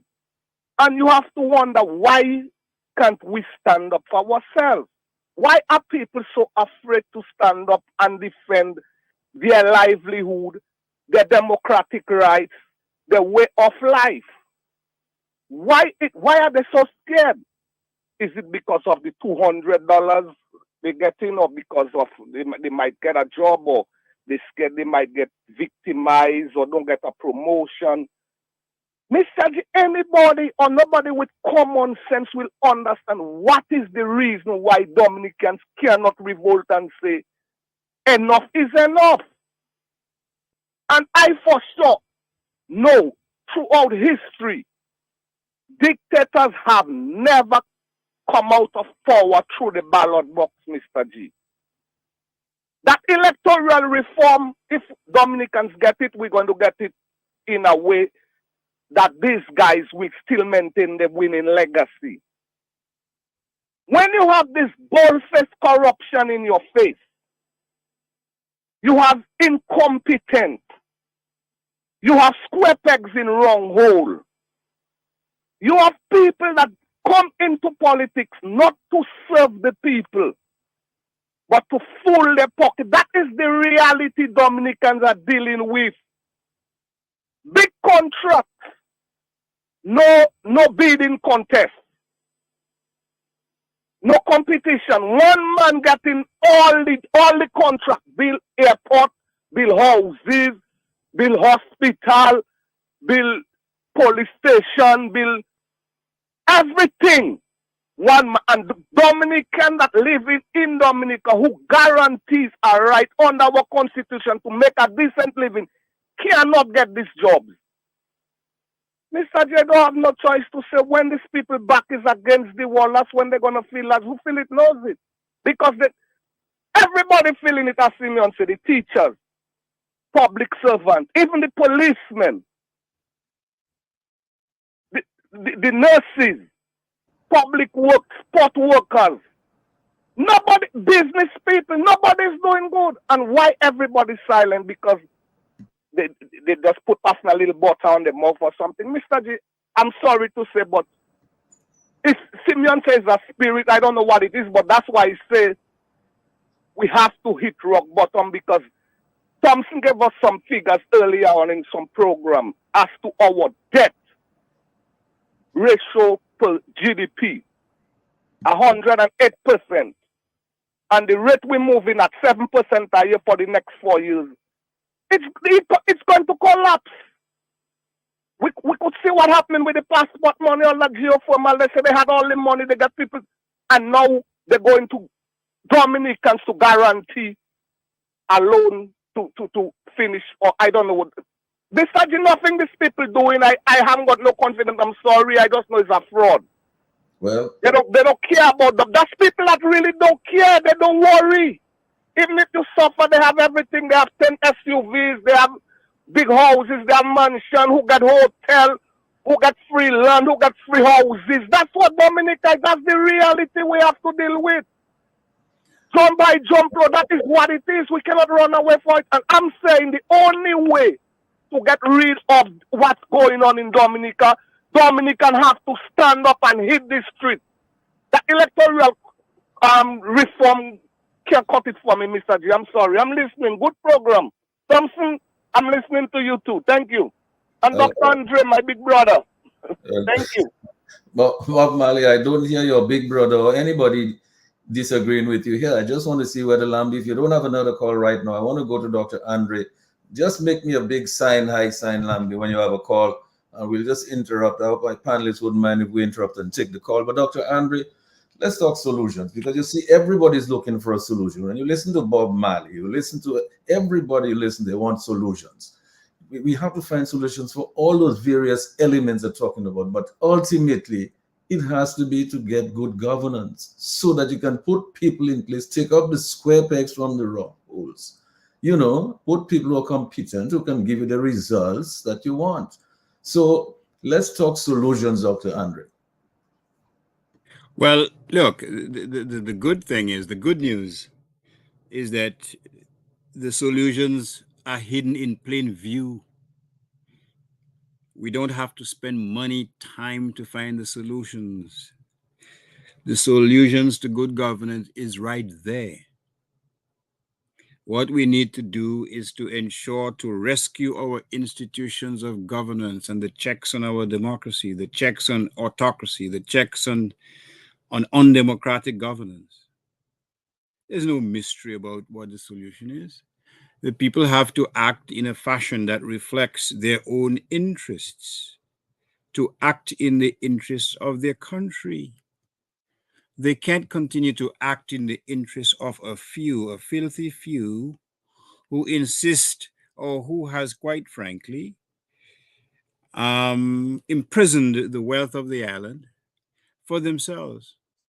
There's no mystery here. There's no mystery as to how to remedy a situation where you have foreign companies, through no-bid contracts, are getting all the work in the island. What is there to think about? It's right there. There is no mystery if you see someone raiding, for example, your wages or your earnings, or what you have secreted for your family for a so-called rainy day, somebody taking it. You will try to stop the person from depriving you from your hard-earned income, for your hard-earned wealth. You know, if you live in Wesley and you all of a sudden you see somebody, some foreigner saying, "Well, I want that house," and they're disenfranchising you from your own house and growing pigs under, for God's sakes. You know, what's the mystery about it? You don't need any book knowledge to know that, quite frankly, the law provides that you can defend yourself and your property and your family. If in fact your freedom is taken, your personal well-being is threatened, your economic livelihood is threatened.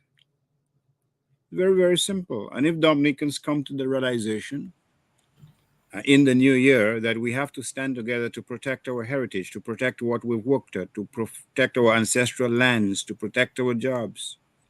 You know the number of persons, Mr. G, who quite frankly have lost or who've been victimized to a point that they've lost the ability to be promoted, to earn a decent income, to get a decent wage, to get a decent increase. Do you know how many persons who have, quite frankly, been deprived in that fashion?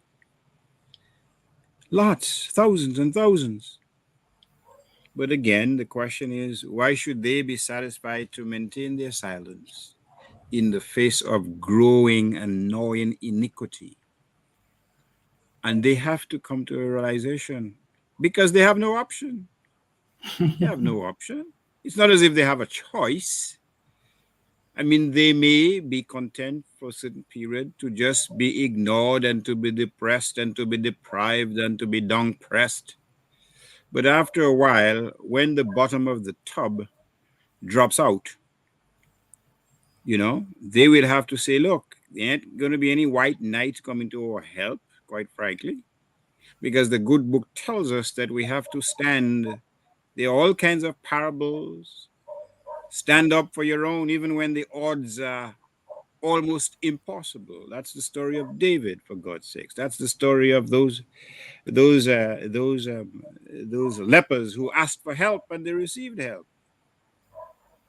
But if we're not prepared to take the minimum actions to protect our livelihood, if we are prepared to accept 1 or 2% interest annually, when you have agents of the state being able to buy out the wealth and the health of Dominica, then quite frankly, you know, probably Bob Marley is right that things have to drop to the bottom, has to drop out before anything happens.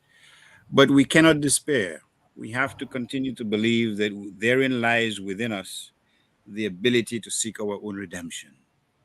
And I certainly take that view, as impossible as the situation is, as dire as the situation may appear to be.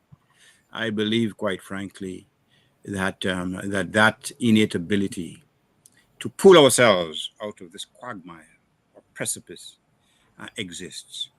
And let us hope that it happens sooner or later, because quite frankly, we can't take more of this. Reminds me of Rosie Douglas's mother. After he died, she said, you know, God, you've sent a lot of hardships my way, but I can't take this. I just can't take this. And Dominicans hopefully will come to a point where they say, enough is enough. I can't take this. This is just too much. This is ridiculous. And you have these folks showing off. Simeon Joseph, showing off on people like yourselves. You know, flaunting the ill-gotten gains. Simeon, Dominicans who've worked hard, who've gone to school, have to be treated as if they are third-class citizens in their own country. It's about Muntu, guys. Simeon, let me just say this as I come back to you now, because you see, I'm coming to you because I know you have some suggestions you want to make. I just want to go back to what is happening there. I think what we're doing now, every time we look at a problem, we're trying to come up with a solution to match that problem. Thomson Fountain identified some problems in the construction and all these no-bid contracts that are going out there. And he is suggesting that this contract should be set aside. It will be reevaluated and go back and ensure that you give a certain percentage of this to locals. I think that's a real solution. I think these people should really stand up for this and demand that this contract be set aside and revised so that locals can get a more significant portion of that. They shouldn't be just standing aside and look. Simeon, let's talk about solutions. Before we talk about solutions, I don't think they are contracts at all. I think they are under the table, under bed arrangements for quid pro quo. Because, I mean, we talk about the geothermal. If you go back over the past 10 years and you pull out, extract the different speeches and addresses that have been made about this geothermal, you will realize we have been duped. We have been duped. We have been lied to. We have been misled over and over again about that one project. Again, before I talk about solutions, I listened to Dr. Andre intently. What happened to the spirit of Dominicans who went on strike because of a transfer of Papa D from DBS to a simple transfer? What happened to Dominicans who rose up in 1971 in the House of Assembly on High Street when there was a simple law being passed? What happened to Dominicans in 76, 77, 78, 79? What happened to Dominicans who demanded 110% increase after Hurricane David? What happened to this? Asking where have these and many of them are still there. And how many days strike did we have in those days? And what happened to where have the spirit of these people gone to? Many of them are still around. I think maybe we exist too much in a land of fet and siwo, rum and siwo, because that seems to be the culture of Dominica now, where everybody seems to be using hallucinating, so to speak, on fet every weekend and rum every weekend, and then they forget their troubles. And I noticed that the government is getting very much involved in the rum and siwo too, because I guess the more they can make people drunk and the more they can dupe people into mortar, the more they will forget the imminent problems that they face ahead of them. But you see, I think first and foremost, one of the main solutions that we have to unequivocally and boldly work towards is to, without any measure of apology, stare this government down and tell them they have to go one way or the other. I think the solution that we have to raise is to meet the ministers individually on the streets, in public places, and shame them. Let them know that they are part of a cabal that is bringing this country to ruin without any compromise. I think the solution has to be that we will be these senior public officers who are compromising their positions and the responsibilities that they have, and be unkind to them. This business of accommodating people in a diplomatic milieu of smiles and handshakes while they live comfortably as they destroy the country has to come to an end. I think we are at the cusp of a new climate of making this people feel uncomfortable wherever they are, making them feel unwelcome, making them feel ostracized. I think it's a practical thing that we have to do. And many people may not agree with me, but as long as we continue to accommodate them, criticize them, smile for them, shake their hand, drink with them, make them feel comfortable, there is no way they're going to feel ashamed for what they do. They need to be ostracized in terms of solutions moving forward, because I think we have reached a stage where I think we make these people feel too comfortable in their wrongdoing. We make these people feel a little bit too accommodated in our space in terms of the spaces that they share with us. It may seem unchristian, it may seem uncharitable, but I think in the name of justice and truth and equality, I think these are the things that people who are opposed to what this government is doing need to do. I certainly have done it. I don't have time for any of these people. I don't have time to even tell them hello and good morning, because they have to make to feel that they are not comfortable in my space. I don't agree to what they're doing. If I see them falling on the side of the street and they need a glass of water, fine. But to say it's a good morning when 90% of Dominicans are suffering is not a good morning. And they may not, they need to know that they cannot be told good morning when people in Dominica are not having good mornings. As simple as that. There are many who may disagree with me, but I think this is the radical position that many of us have to take. I think we are too compromising and we're too accommodating with these people who are in power and making them feel that they can continue to act and behave and be defiant in what they do, and we still make them feel comfortable. That's one. But so that's the first thing. And so with that, we need to know, well, okay, governance in this country has to change. Leadership has to change, because there is much potential for sports in this country. Dominica doesn't have an athletic playing field. Dominica doesn't have a national football field. Dominica doesn't have, look at what has happened to the cricket. Dominica doesn't have an Olympic swimming pool. Dominica doesn't have a national theater. For sports to grow, this government must go. When we look at Roseau and we'll drive all around, we see the number of derelict vehicles around the country, number of broken down buildings. And we think that is because we can put up a facade of new buildings here and here that Roseau looks like something. And because we have a parliamentary representative who believes in glowing in Tinseltown and artificial artifacts, that we get in somewhere. For Roseau to grow, the government must go. Simeon, do you mind if we take a little call from Lambi? Lambi, you want Yeah, to go ahead. Let me go ahead. Good evening, caller. Please go ahead. Yeah, good evening. Good evening. Good evening, Mr. G. Yes. Yeah, Mr. Fountain. Lambert, Mr.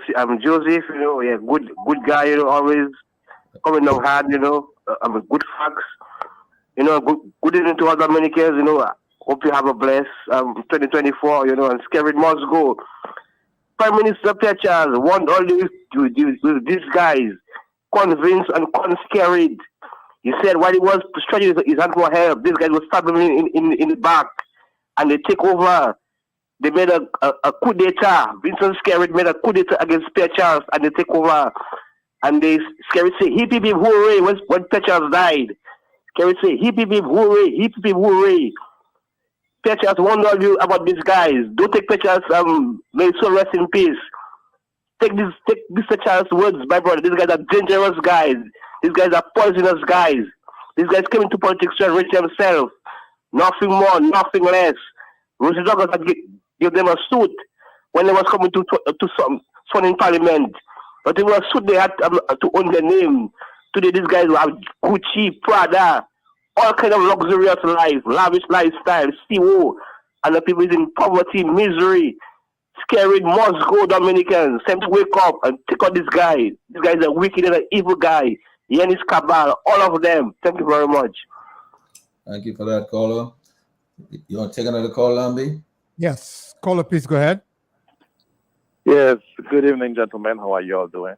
Good evening. How are you? Everything and all the best for 2024 to the team and everyone involved. I just want to. I've been listening to you all, for years, and we've valid and well-informed information that should, by right, a nation should understand that there's so much information given out that they should have a different mindset. But you see, I heard Mr. Simeon speaking and also Dr. Thompson Fountain. But I mentioned many months and many years ago that we have a generation, the mindset of that generation. Now, that generation is a generation that when, say, 25 years ago, they said they were like 5, so they're 30. And those that were 10 now is, say 35, 40. That group, that generation mindset is not, they are basically settling for less. They do not see, I don't know if it's a curse, I don't know what is wrong with my people. I see where they're getting poor and poorer. While those they push, they have on top there is getting richer and richer. And I say to myself, I seen that you cannot afford anything for your family. Don't you know in the next 10 years that if you're 40, you're gonna be 50? When are you gonna have that kind of strength so that you can feel that you have achieved something? So again, it comes to our mindset, and I don't know how it's gonna have to. It can change. I mean, and I don't know how, like for instance, the opposition. I'm not just talking about political party. I'm talking about opposition that is any group organization that opposed to the decision of the government. I don't know how are we, the people, going to have that mindset of that generation, that generation to understand that you have to want success. You want to be able to achieve. You want to be able to know you can work and achieve. You can see goals that you can reach for, So that is just what is one of my problems with my generation. Because in the 70s and 80s, we're not keeping you out too long so much. I remember we had to work to achieve. I remember me as a small businessman back home. And I know we go through struggles, whereas the bank was even giving, you couldn't even get financing, but you'd go to the NDFD, you'd go to the credit union, you'd go somewhere and you'd take a bid there. But you were trying something. I could see at least, okay, you will see a success, or you try to gain, you try to succeed. But my people just laid back. I feel like they're talking about harm. My country, my nation wasn't a set of people that would be running behind a truck for harm. When I have to see what's going on, I ask myself, what is really happening to our generation? People, it's a waste, and I just hope one day, by the great Almighty, 2024, we can see something where people have to understand the generation, the Dominican people, the intelligent people, even our intelligent people are settling for less, Because I said many years ago that even in the small business community, the small business people had to turn a blind eye. Everybody had to turn a blind eye because they were really drowning and they had to try to hold on to that straw because they want to keep a title, Anyway, gentlemen, let's hope that Dominicans can change their mindset for 2024, and let's pray to God that His blessings can continue to fall over that country, and the negativity we can overcome it and turn it into a positive.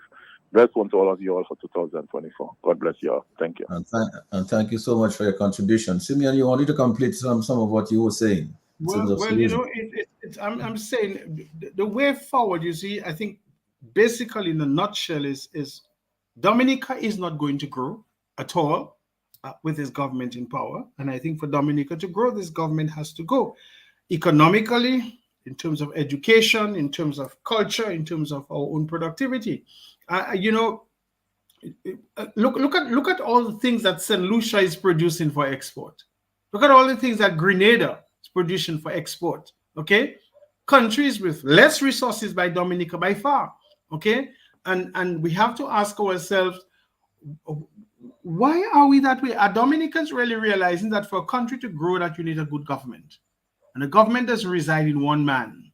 A government is not a one-man grandstanding affair with a set of adolescent children following him, saying yes, mass at everything that he does, with no idea whether they can think for themselves, whether they are creative for themselves. I mean, I listened to the Minister of National Security on the radio today, and that is where the word defiance comes in. The man knows everything that he's uttering from his mouth is deceptive, is misleading, is untruthful, and yet he bellows it out to the public for the public to believe that he's speaking about somebody who has been the best person of the Commissioner of Police for Dominica. In other words, he wants to create an antithesis of the real narrative of what the gentleman is thinking, that he can fool Dominicans. And that is the worldview in which these people continue to operate.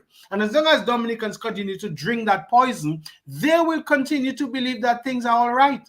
Because when you listen to a lot of people, Dominica is okay, you know, but they're struggling. They can't make ends meet. They don't have proper health care. The government isn't paying their children tuition.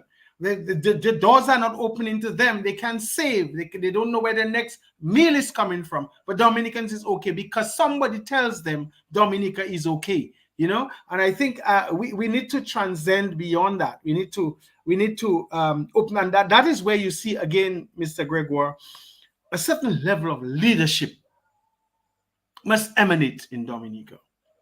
A certain level of leadership that is inspiring to people. Not necessarily charismatic. I don't believe in charismatic leadership. Charismatic leadership is not something that is necessary to inspire people. A kind of inspiring leadership that gives people hope. An inspiring leadership that lets people realize, well, okay, there are alternatives in life.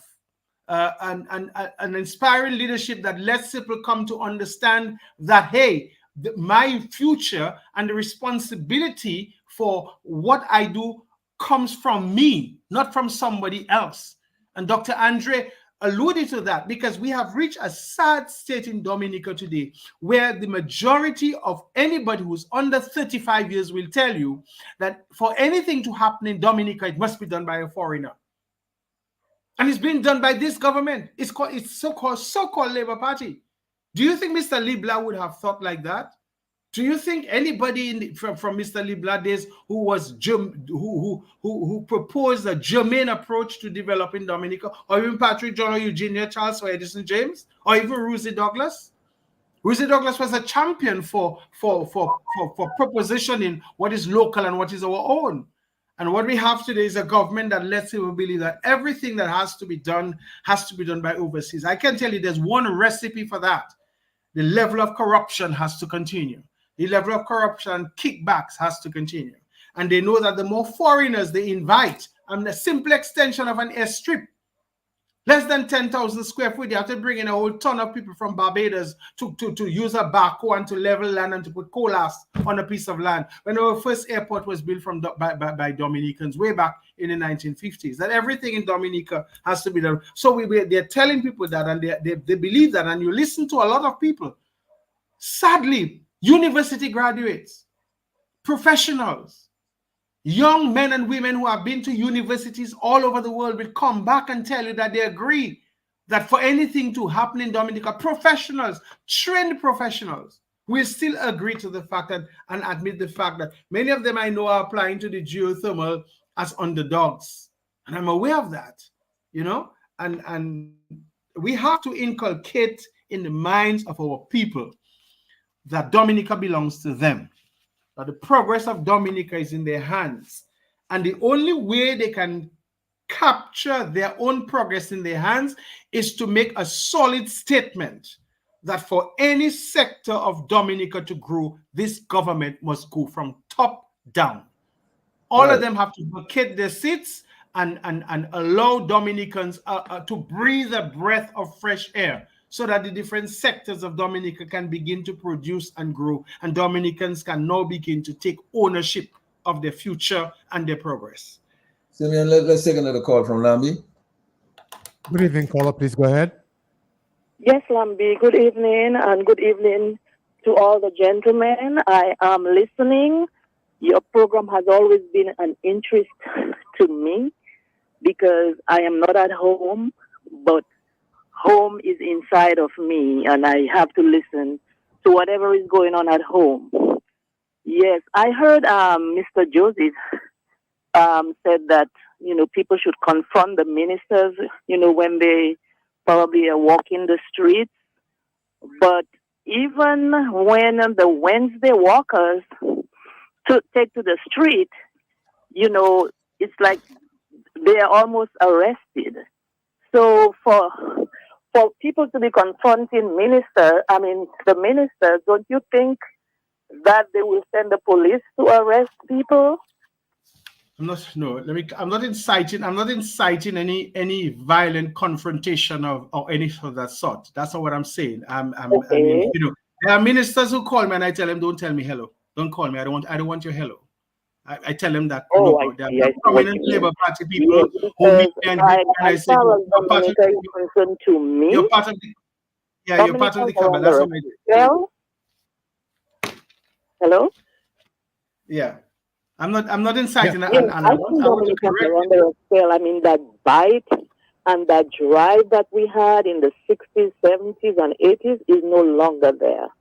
And like the brother said, it's a different age group right now. And they have been coerced by Skerrit. They get their handouts. They don't even think of the next month, how they are going to survive. But what is given to them at the moment, is joy to them.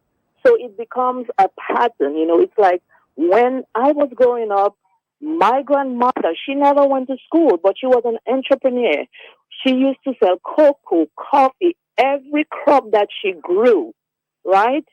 And I remember the factories then, and the people worked very hard. There was kudme going on, people helped each other.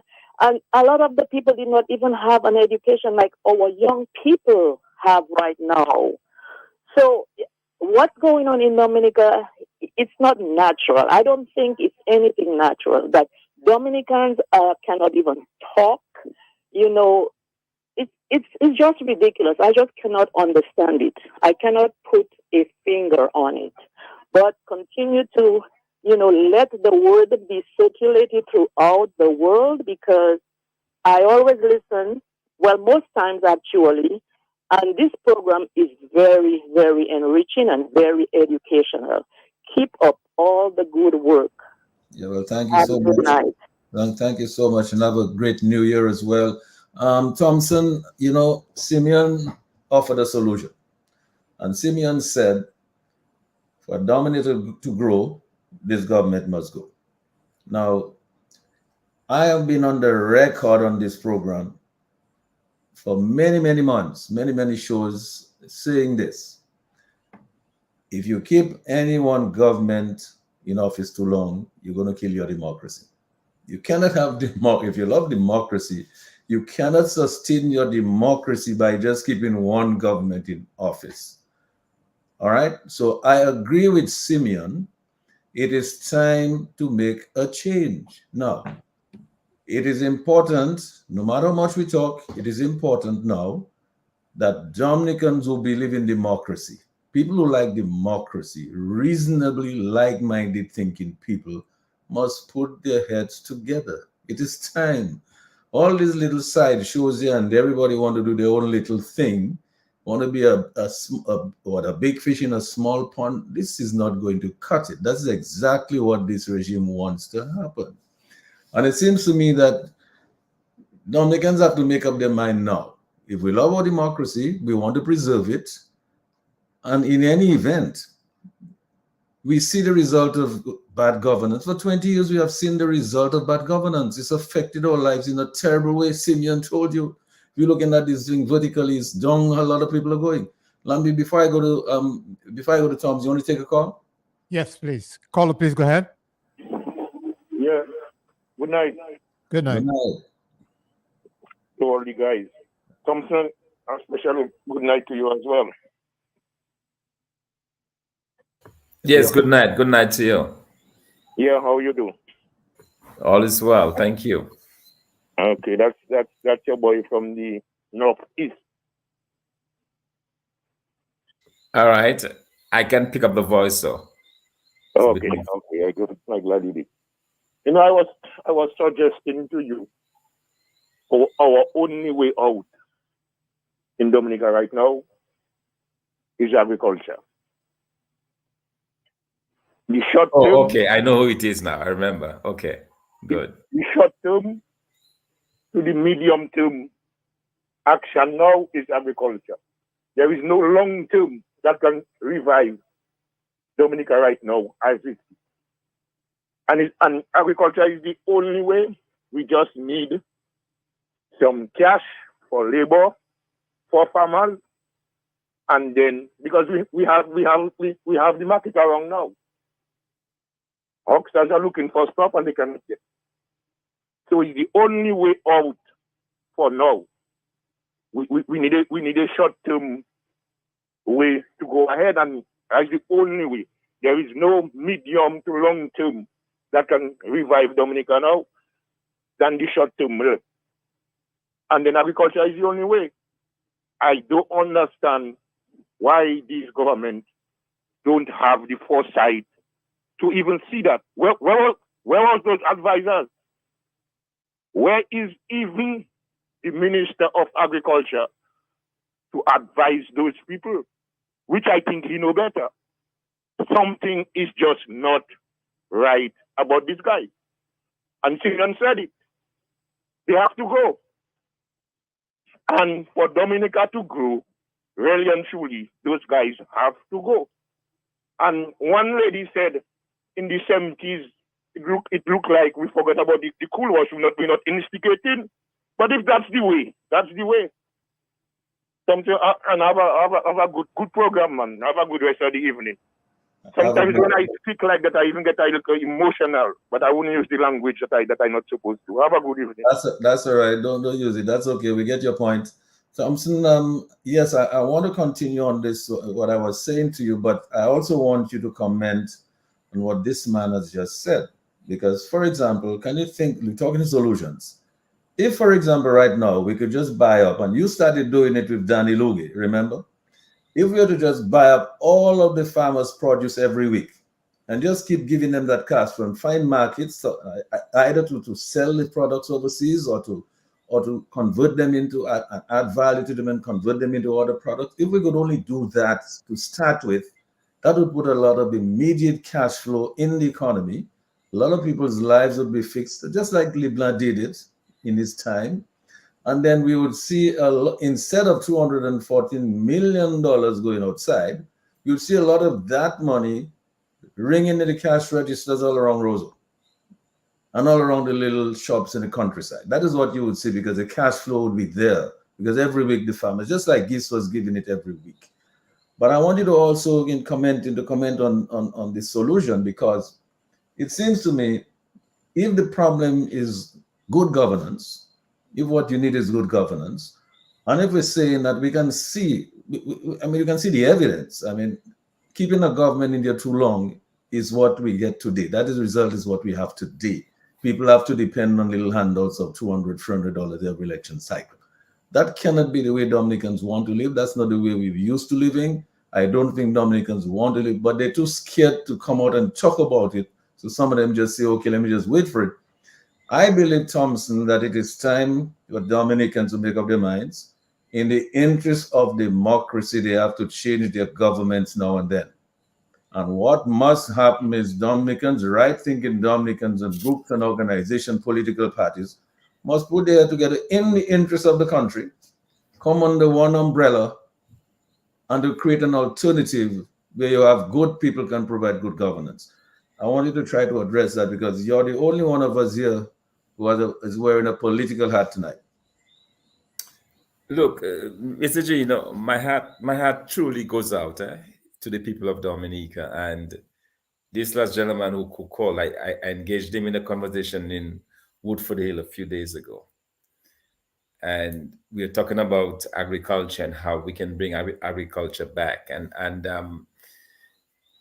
that to me is the way that we need to go. We're talking about solutions that any government in place must find a way to revamp the agriculture sector. 70% of Dominicans live in the rural areas. Okay, and what we have is an over concentration on Roseau as the capital.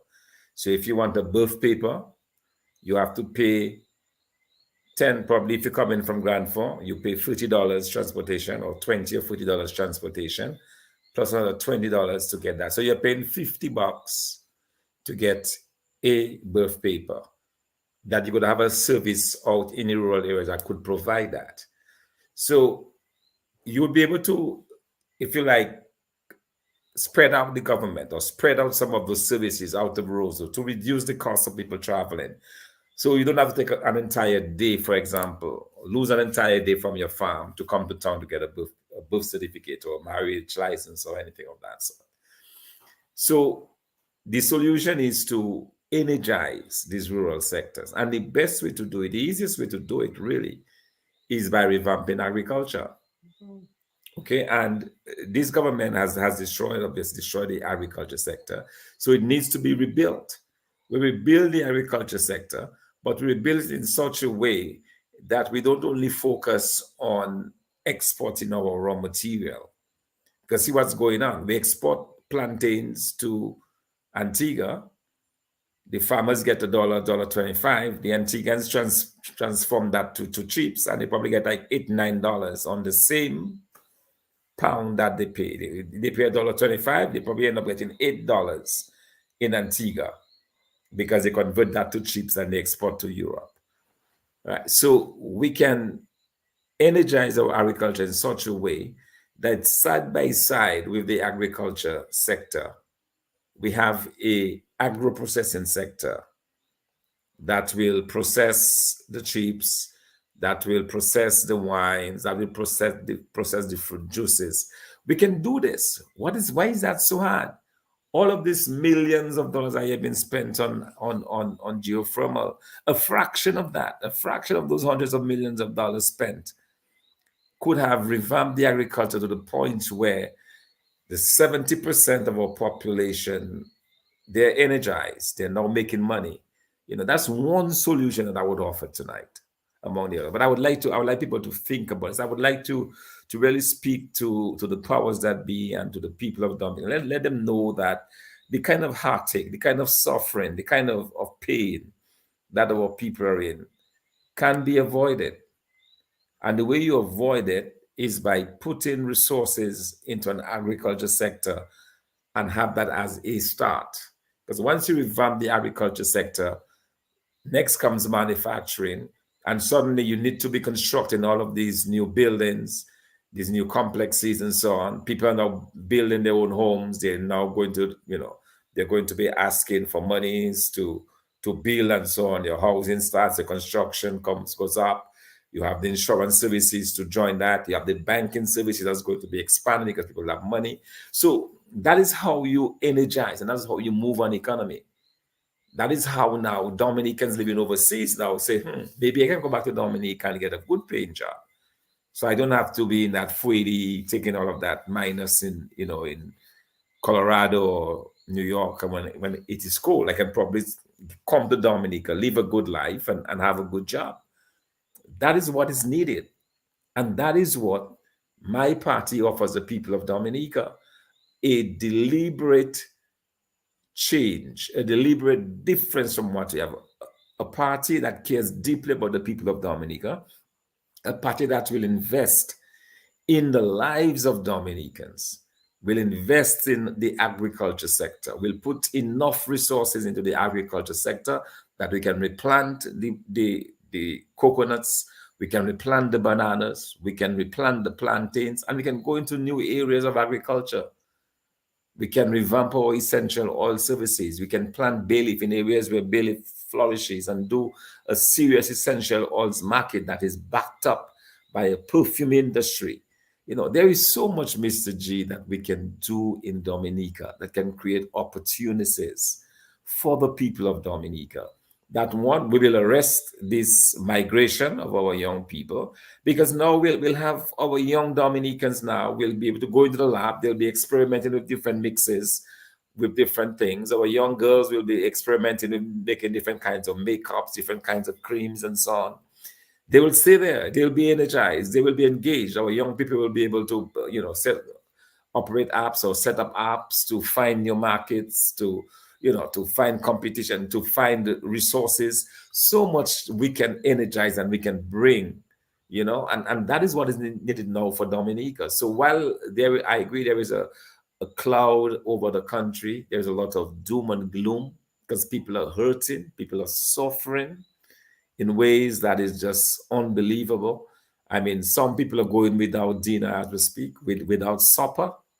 There are Dominicans who have to restrict themselves to 2 meals a day. I'm not making this up. These are people who've told me this.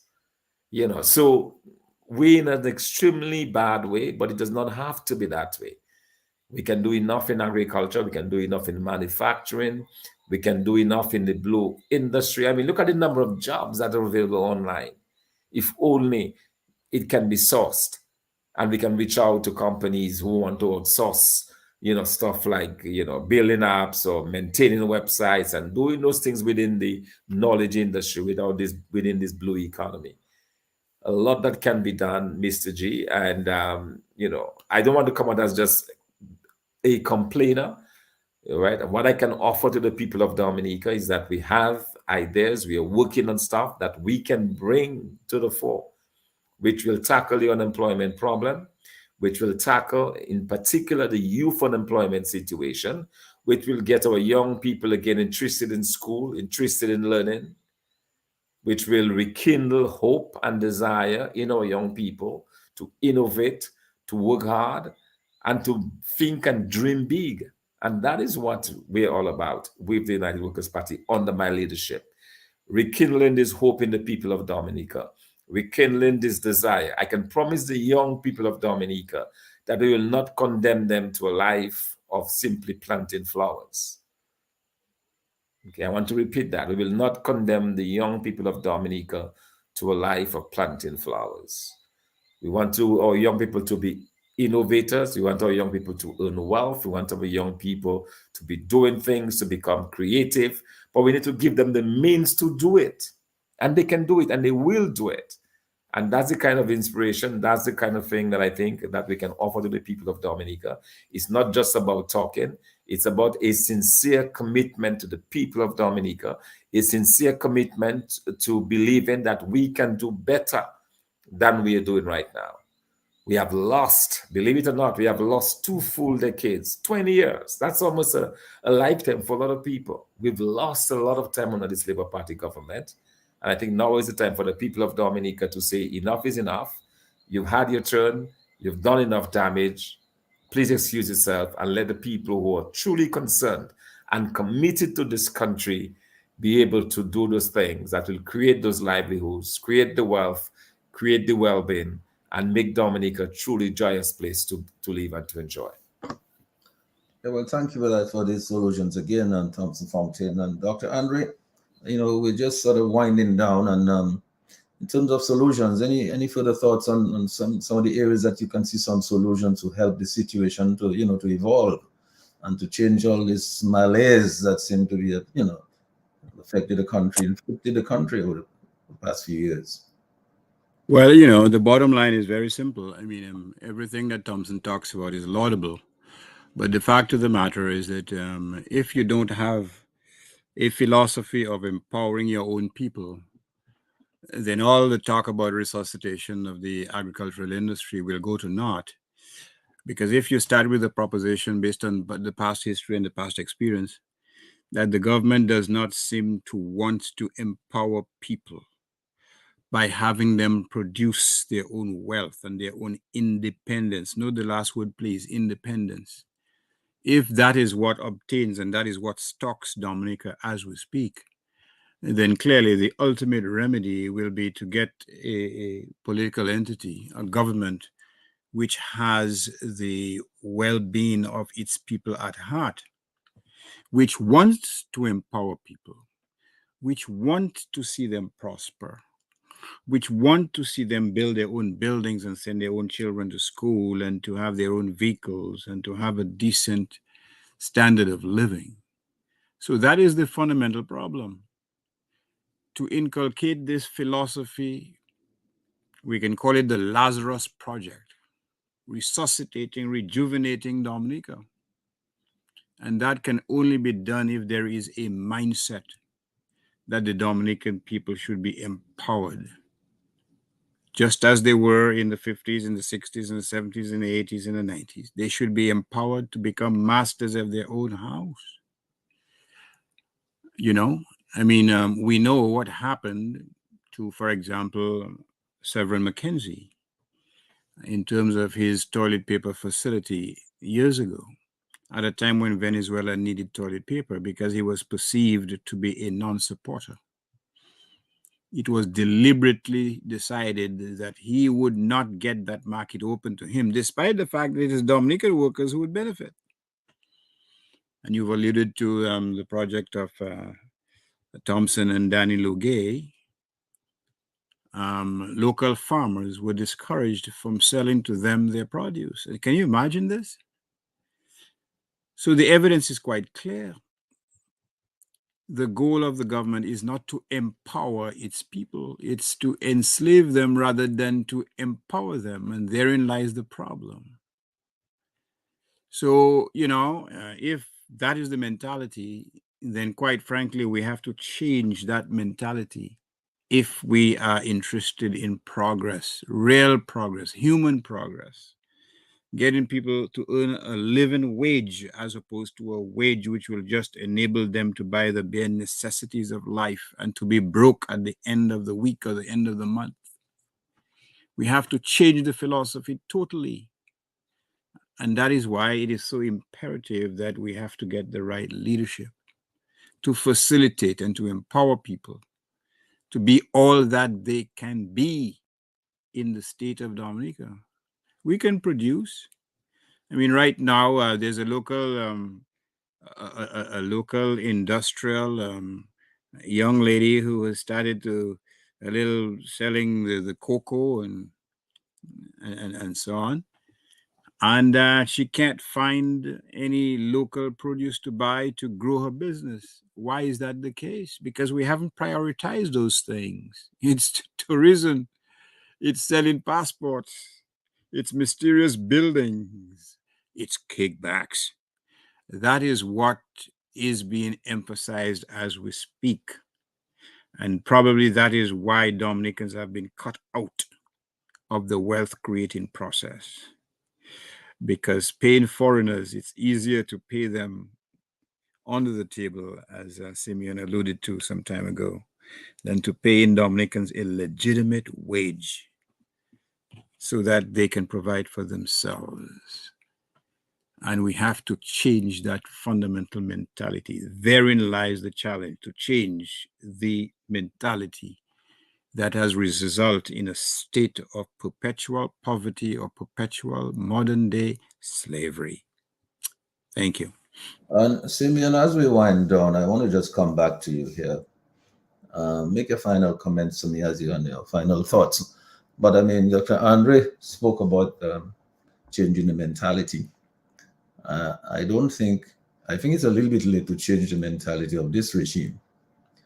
And so I agree with you that I'm talking about changing the mentality of the people, our Dominican people, not the regime. Yes. They ain't going to change. No, the regime is not going to change. We all know that. So we know that we have to change the government. And I say so And I've been saying so consistently for a long time. Why? I believe in democracy, and democracy dictates that you must change your government from time to time, otherwise they will become the people's masters. All right? So it is important to have a change of government from time to time. That is why I support the 2-term limits for the government. Right? So, Simeon, your final thoughts on some of those? Well, first of all, in terms of change, I think it is an abject failure on the part of any leader who cannot, by virtue of leadership, groom a successor to lead. A good, competent, real leader is able to have the confidence in knowing when to step aside and move on. And therefore, anyone who cannot do that to me is an abject failure of a leader. I will repeat, good leadership is one that is able to identify successive leadership and to be able to pass the baton on successfully and to be satisfied. It's also arrogant and very self-centered, narcissistic and egoistic to think that only you can solve the problems of a country. And so if after 10 years, 15 years, you have not been able to transform a country to a satisfactory level as to whereby you are satisfied of what you have done, again, to me, speaks of your inability to be able to continue to bring your country anywhere else. In closing, Mr. Gregoire, I want to touch on what I consider to be a major concern in Dominica right now. We have had 16 murders for the year, out of which we have had 9 gruesome murders. The way people are murdered: an old lady head smashed with a block in Woodford Hill, a young man's face almost obliterately cut off, the heinous murders of the 2 investors in Dominica. What concerns me is the fact that we have created such a culture, such an environment, where people feel that they can commit the most heinous crimes and get away with it. For me, the murder of the 2 investors at Barcotlet, wherever it is, by a foreigner, after so many years of transgressions, tells me that not only are people of the view that they can do what they want and get away with it, but foreigners can come to Dominica and think that they can commit the most heinous crimes and get away with it. That's a very serious signal that we need to pay attention to. And I hope that we can take this into context when we speak of the legacy of the outgoing commissioner of police. What has been the level of crime and illegality in Dominica before and during, and now that he has left the scene. I think that also rests squarely on the desks of the Minister of National Security. And that goes hand in hand with the stability of the country and the environment that we want to create for visitors, for Dominicans, and everyone alike. I have said several times on this program, I've appealed to the DIC and the DEF and the DHT several times. And I've appealed to them that the longer they remain silent and quiet, the day will come when these things will reach on their doorsteps and they will not be able to do anything about it. If they are to think that they can be quiet and not speak out against certain things in Dominica and remain comfortable in their mansions and their gated houses and their burglar-proofed and camera-laden properties, then they are mistaken, because sooner or later, the hyenas that are out there in society will come crawling over their walls, onto their doorsteps, and into their homes. So it's a collective effort of all to deal with all areas of this. And so, in closing, I want to say that Dominica has a lot of potential, and I will close in a way that what I have said earlier on. Dominica has a lot of potential, a lot of untapped potential that, to my mind, still has to be maximized. It is unfortunate that Dominicans have been stunted, that their growth has almost been paralyzed, that the opportunities and avenues for them to use their talents and their knowledge and their abilities has almost been duped to and made into something that is unappreciative and unrecognizable and invaluable. But I think with the right environment, with the right government, with the right policies, with the right frameworks in place, Dominica can thrive.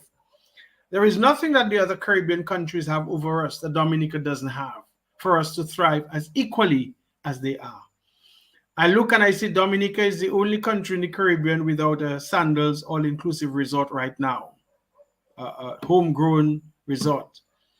While we've been promised so many hotels that are yet to be completed, I've never seen a country where hotels take 5, 6, 7, 8, 9, 10 years to complete. And we have places in St. Vincent, St. Lucia, Grenada, where hotels started last year and the year before, and they're opening this year. So these are questions we have to ask ourselves. We are still waiting on the yacht marina. We are still waiting on the tourist village. We are still waiting on so many things. You know, I did an exercise the other day, and I went back to every budget address from 2001 and every independence speech from 2000. And there are over 648 promises that were made in the budgets of those years and the independence addresses of these years that are yet to come to completion. That's an exercise every Dominican should do. That's an exercise every Dominican politician should do. As you go back and you read back those independence speeches from 2000 to now, and the budget addresses from 2001 to now, and you will see that there are over 600 promises made to Dominicans that are yet to be realized. I think we've been lied to enough. I think we've been deceived enough. I think we have been misled enough, and it's time Dominicans open their eyes. And I will say it again, for Dominica to grow, this government must go. And thank you so much for those closing remarks, Simeon. As I go to you for your closing remarks, Thompson, let me just read something. A couple of WhatsApp messages that I have here. I really should have read a couple of them. Somebody said, this bewitching of Dominicans is of a demonic nature. The priority goal of all the opposing factions in 2024 should be the removal of this corrupt regime by any means necessary. And all these points that Dr. Fontaine is raising will only be possible under a change of government, starting with getting these bogus charges against him and other members of the opposition dropped. There are compelling reasons for the powers that be to move these matters in as expeditious a manner as possible, inclusive of the need to bring swift justice as rapidly as possible, returning this country to some semblance of normalcy. That is a couple of comments that are made by a couple of people on my WhatsApp page. Dr. Thompson Fontaine, your closing remarks? Yes, Mr. G, I just regrettably, I'm not getting news as you were talking. I was just going through social media. It's been reported that a lifeless body has been found on Federation Drive, and it's sad that we've started the year on this very sad note. So just wanted to mention that, and it's part of what we've been talking about. The fact that we've lost our way in a really bad way in Dominica. But I would like us to leave tonight not discouraged, but hopeful. It's the start of a new year.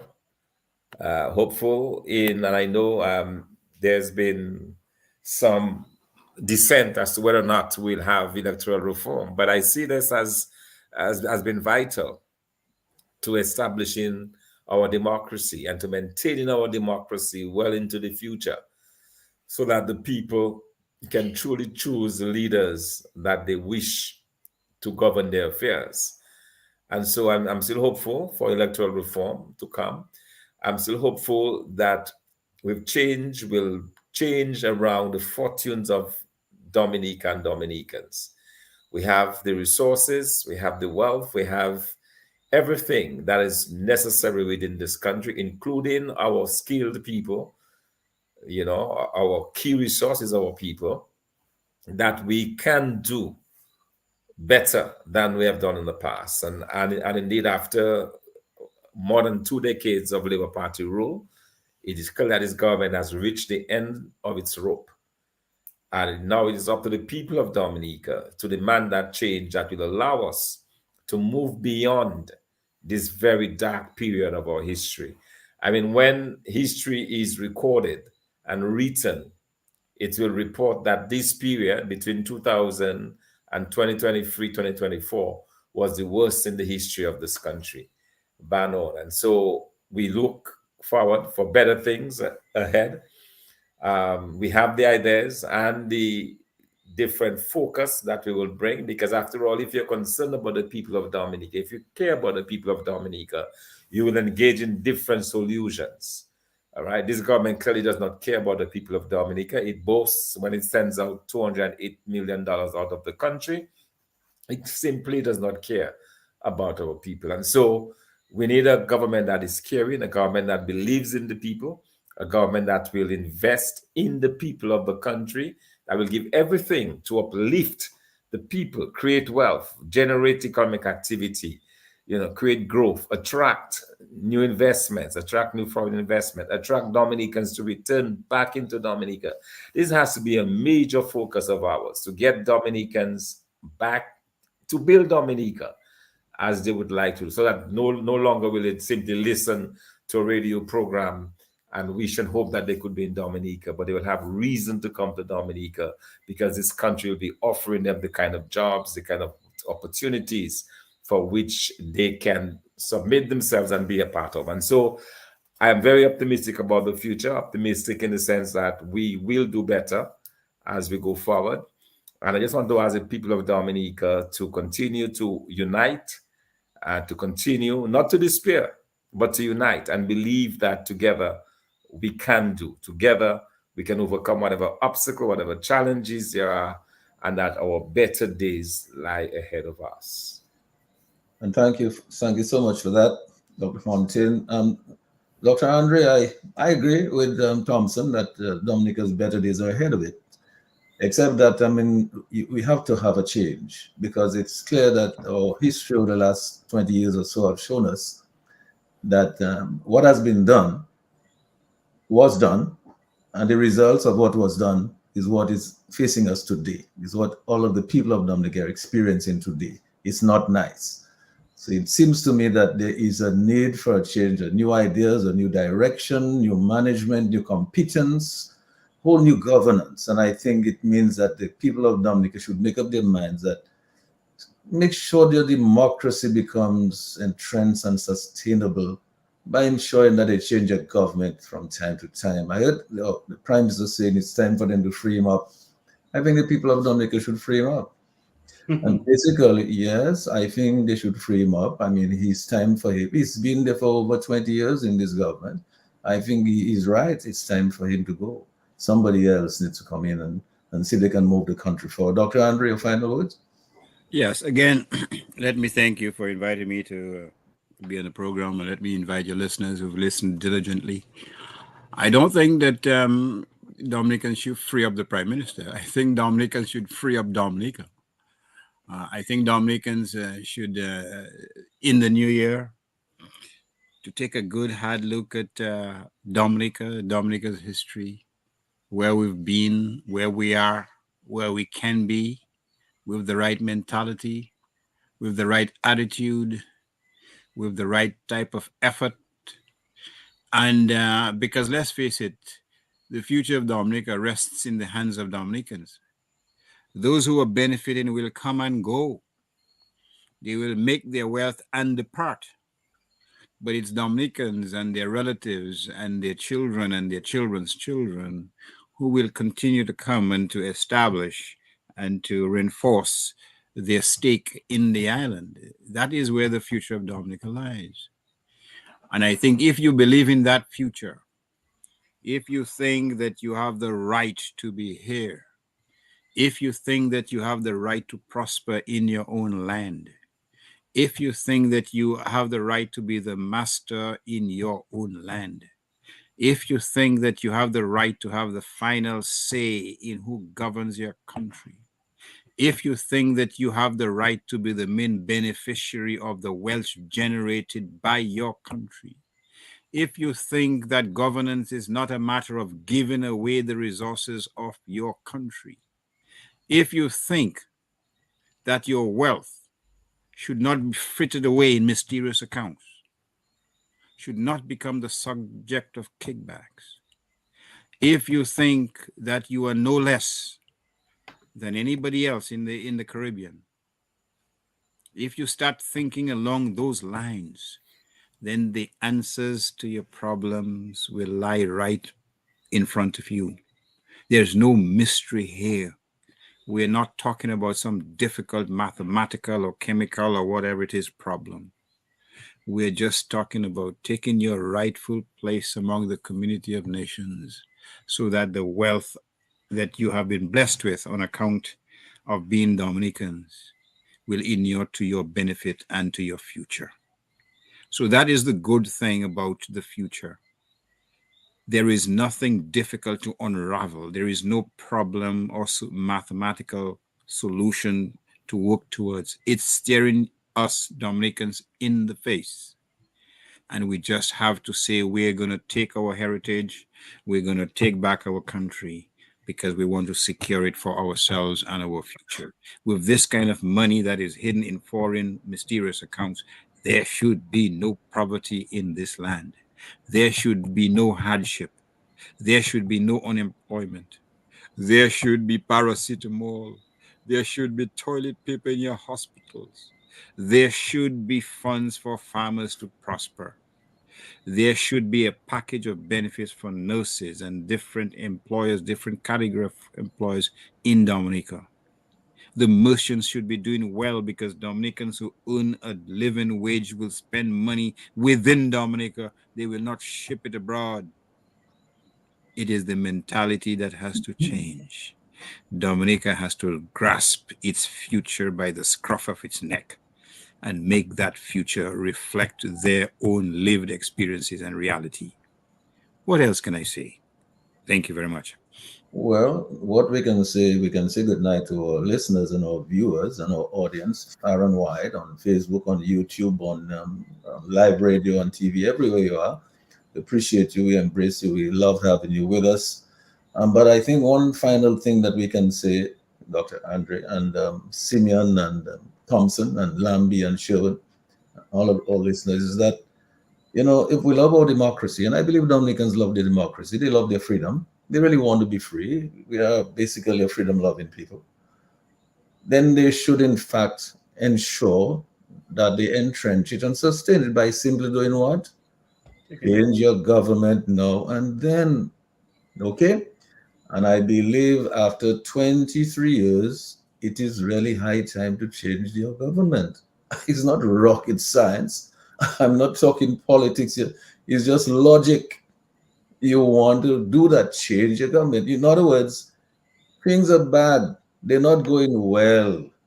You really, Simeon talked to you about the vertical thing like that. A few people are going up, but many, many more people are not really going up. Either some marking time or some going down. So basically, my suggestion is that there's nothing wrong with changing your government from time to time. Nothing wrong with that. You might like a political party, yes, but things are going bad. I mean, it's not going well. And it's because people get so used to sitting in there. And look, Simeon said 600 promises were made over the last 20 years that have not been fulfilled. You're looking for more evidence than that to make a change? Think about it. Make the change. Gentlemen, I just want to say good night to everybody. Good night to all listeners. And thank you, Simeon. Thank you, Thompson. Thank you, Irving, Lambie, and Sherwin.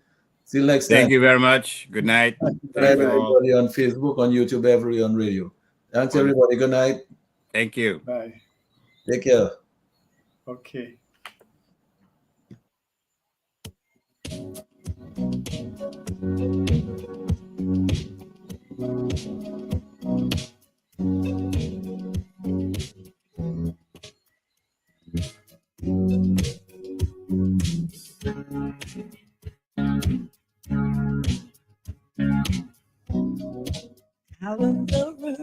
dance out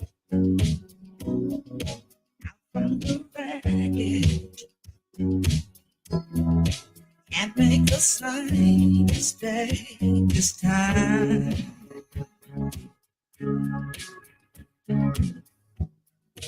We are the children, next generation. We are the ones they left behind. And I wonder when we are ever gonna change. Living under the fear till nothing else remains.